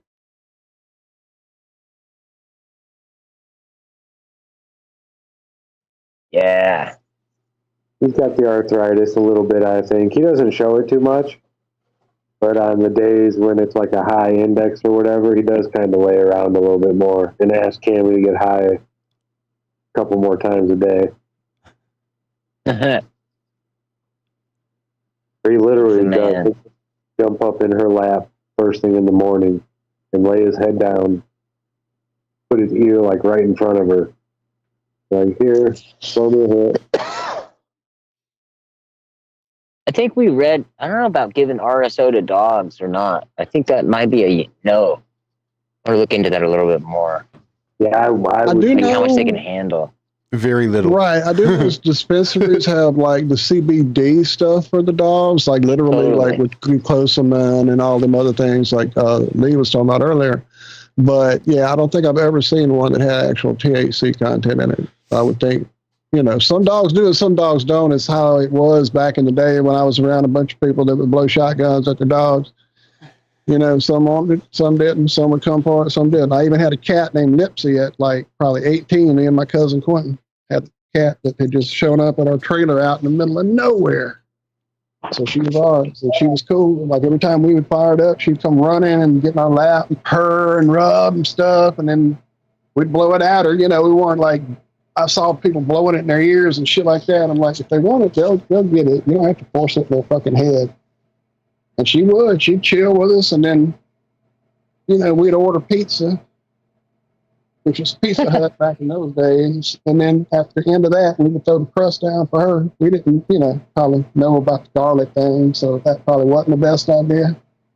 But she was never fouled by it. She never had a problem. You know, she was always cool. And she would cut up, Jack, afterwards. She would like play, run around. She would want to chase anything. If we moved, she'd be tackling our feet. Yeah, she was crazy. Lips.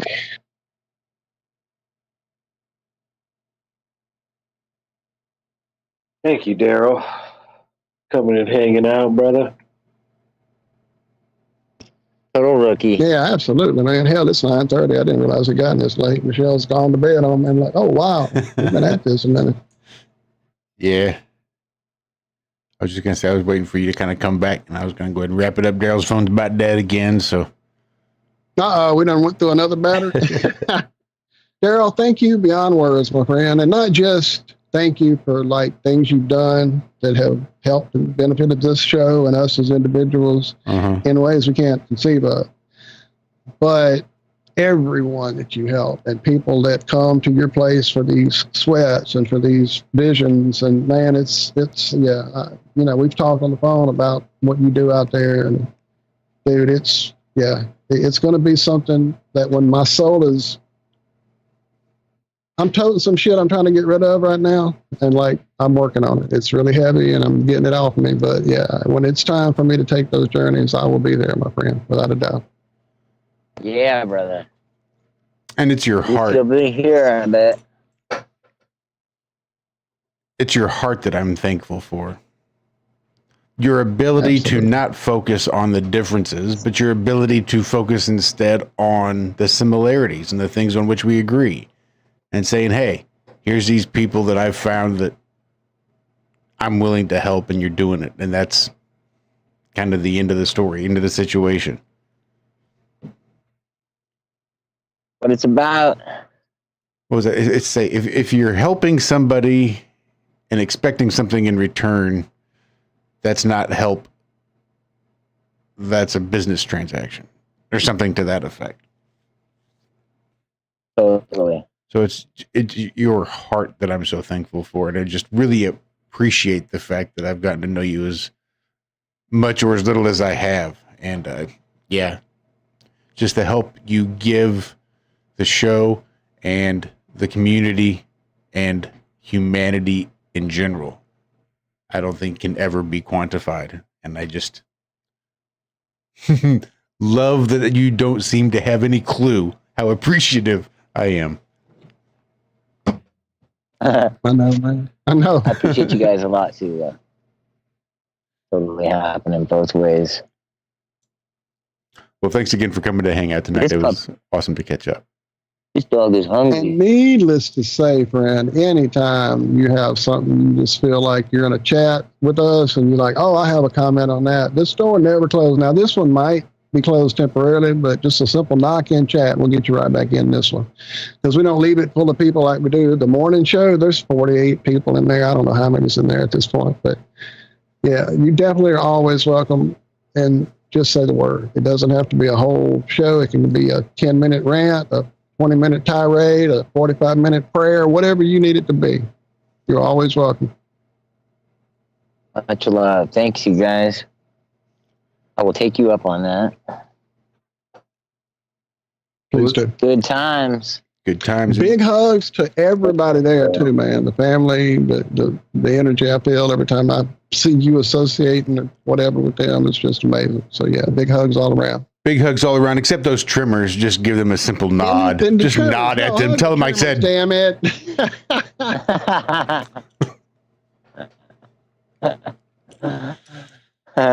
Trimmers matter.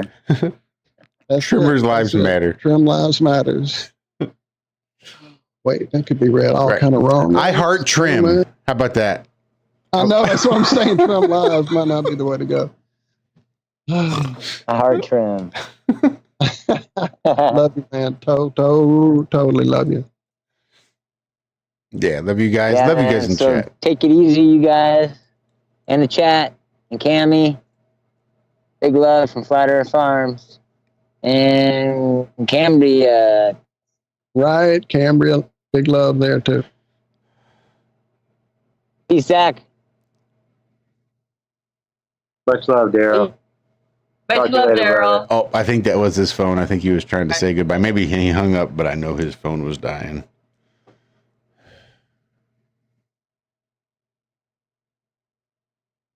A lot of love for that man. Lots of love for that man.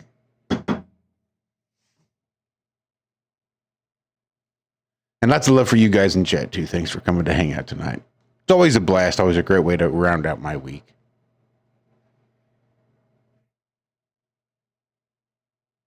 Oh, there it is. I was hoping he's going to do that. Let me,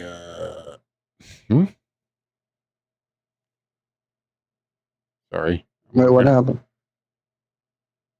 Huh.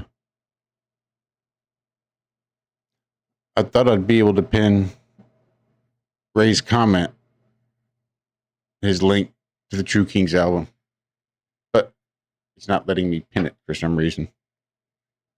Oh, maybe because I'm on the wrong account. I'm on the podcast account.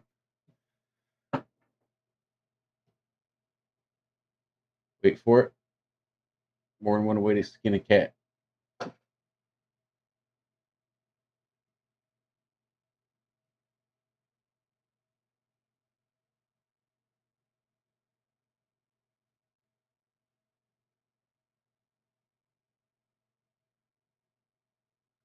It's all I wanted to do. It's all I wanted to effing do. But you guys have a great rest of your weekend. Thanks for hanging out with us this week. And we'll see you back here on Monday morning for the Ironworks. Every Monday, Wednesday, and Friday, kicking off at 4 a.m. to 6 a.m. Central. Over on freeworld.fm. Or here on the YouTubes on the Iron Realm Media YouTube channel. And check us out over on Twitch. It has been streaming there. Pretty sure I'm the only one that's there. I did see Nemo there for a minute. No, I saw it. I saw it over there for a minute. I popped in on my phone, trying to see if I could find it on the phone. I installed Twitch just for that, but I realized if I left that going, it might just not work out good internet-wise, because she's in there on her phone and the TV, and I deleted that device. Yeah. All right. Thank y'all so much. Thanks, guys. Love y'all. Love you guys. Have a great rest of your weekend. Thank you, Zach. Thank you, Josh. Thank you, Walt. Thank you, Zach.